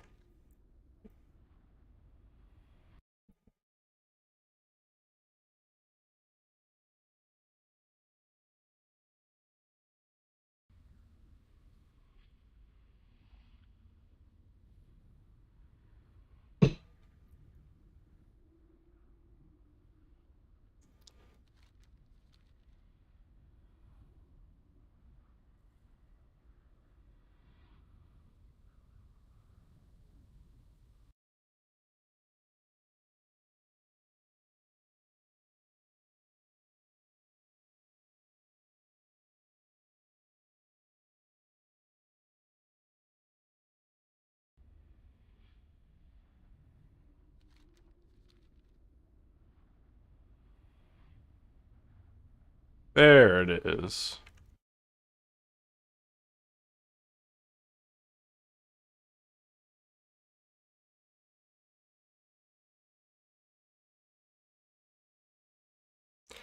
Oh.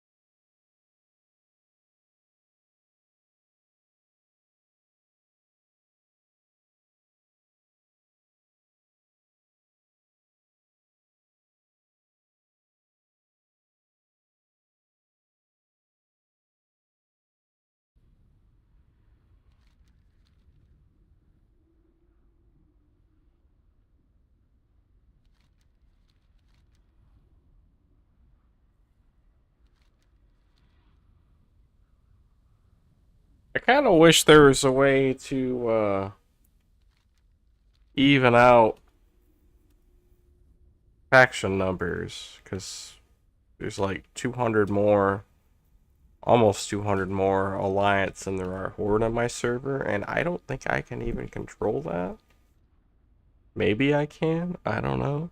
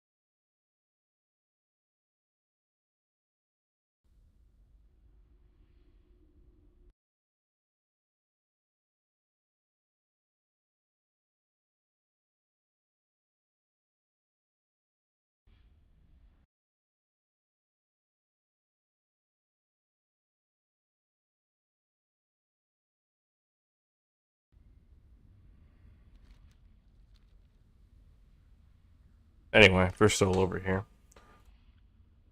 Now, let me go ahead and get raid chat ready.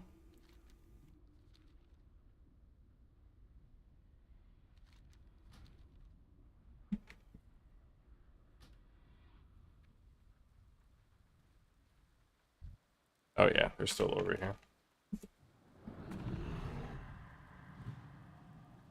Fuck them up.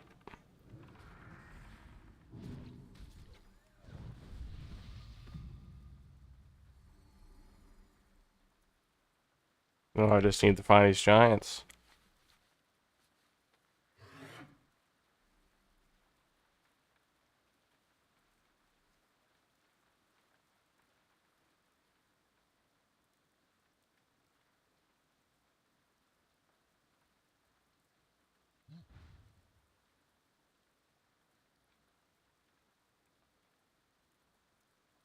There they are.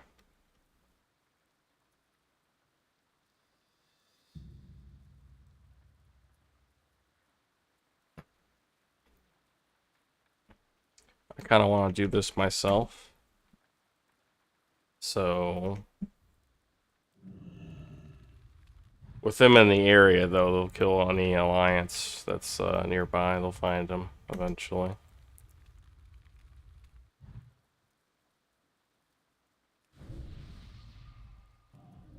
Oops. Didn't mean to do that, mister.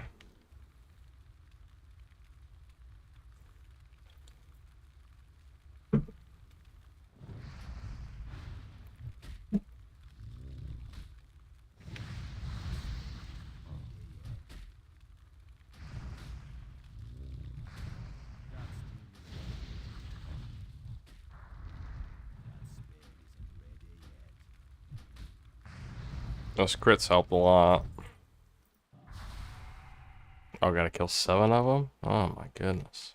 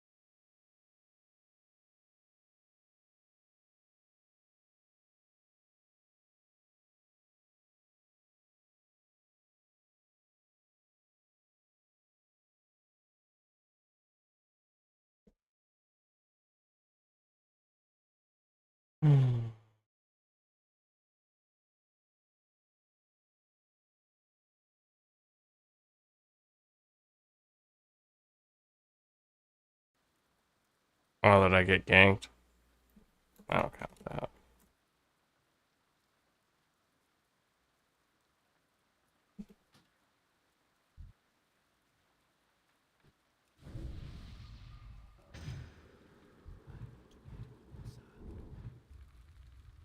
I pretty much don't want to do this without combustion because of how much HP they have, but I'm gonna do it anyway. I'll get a few lucky crits in, I'm sure.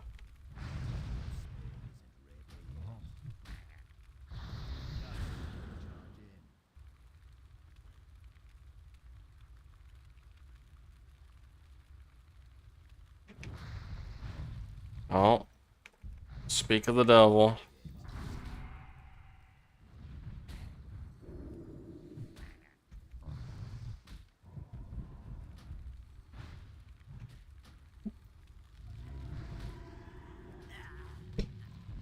That's still a lot of damage to me.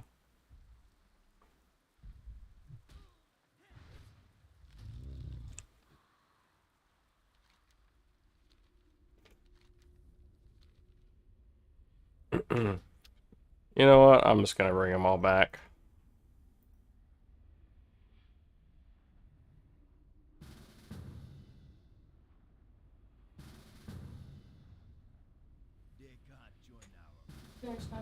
Dinner's done. I played it and ready to go. You plated it and it's ready to go? Yes. Okay.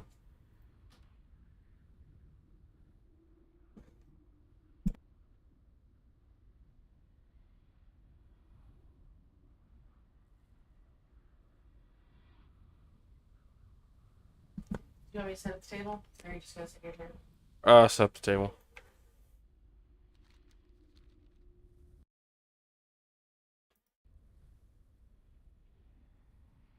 I don't want to get off dead, so.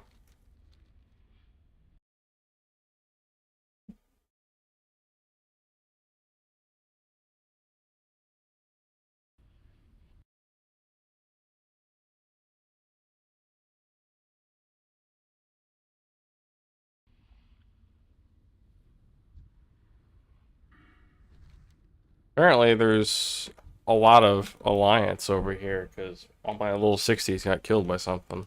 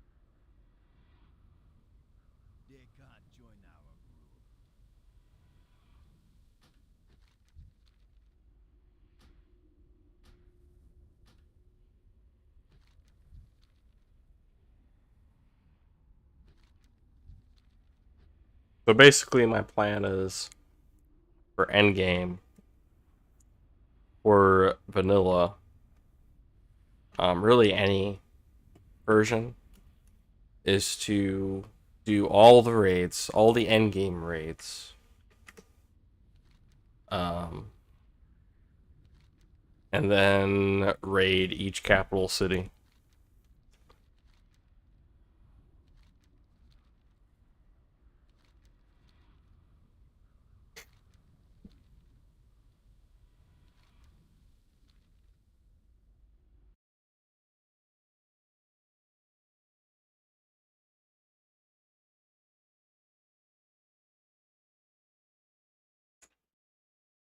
By the way, the boot's gonna get cold because the AC's on. I'm coming. I just need to get to my body. I'm almost there.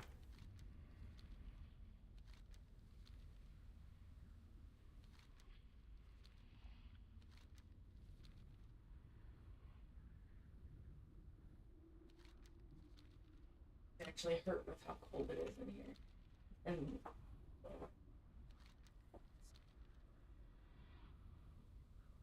Buddy should have pitched her.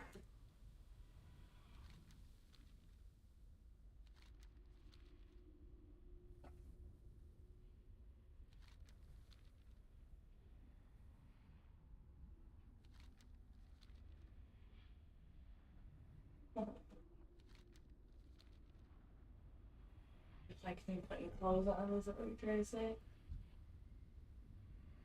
Son of a bitch.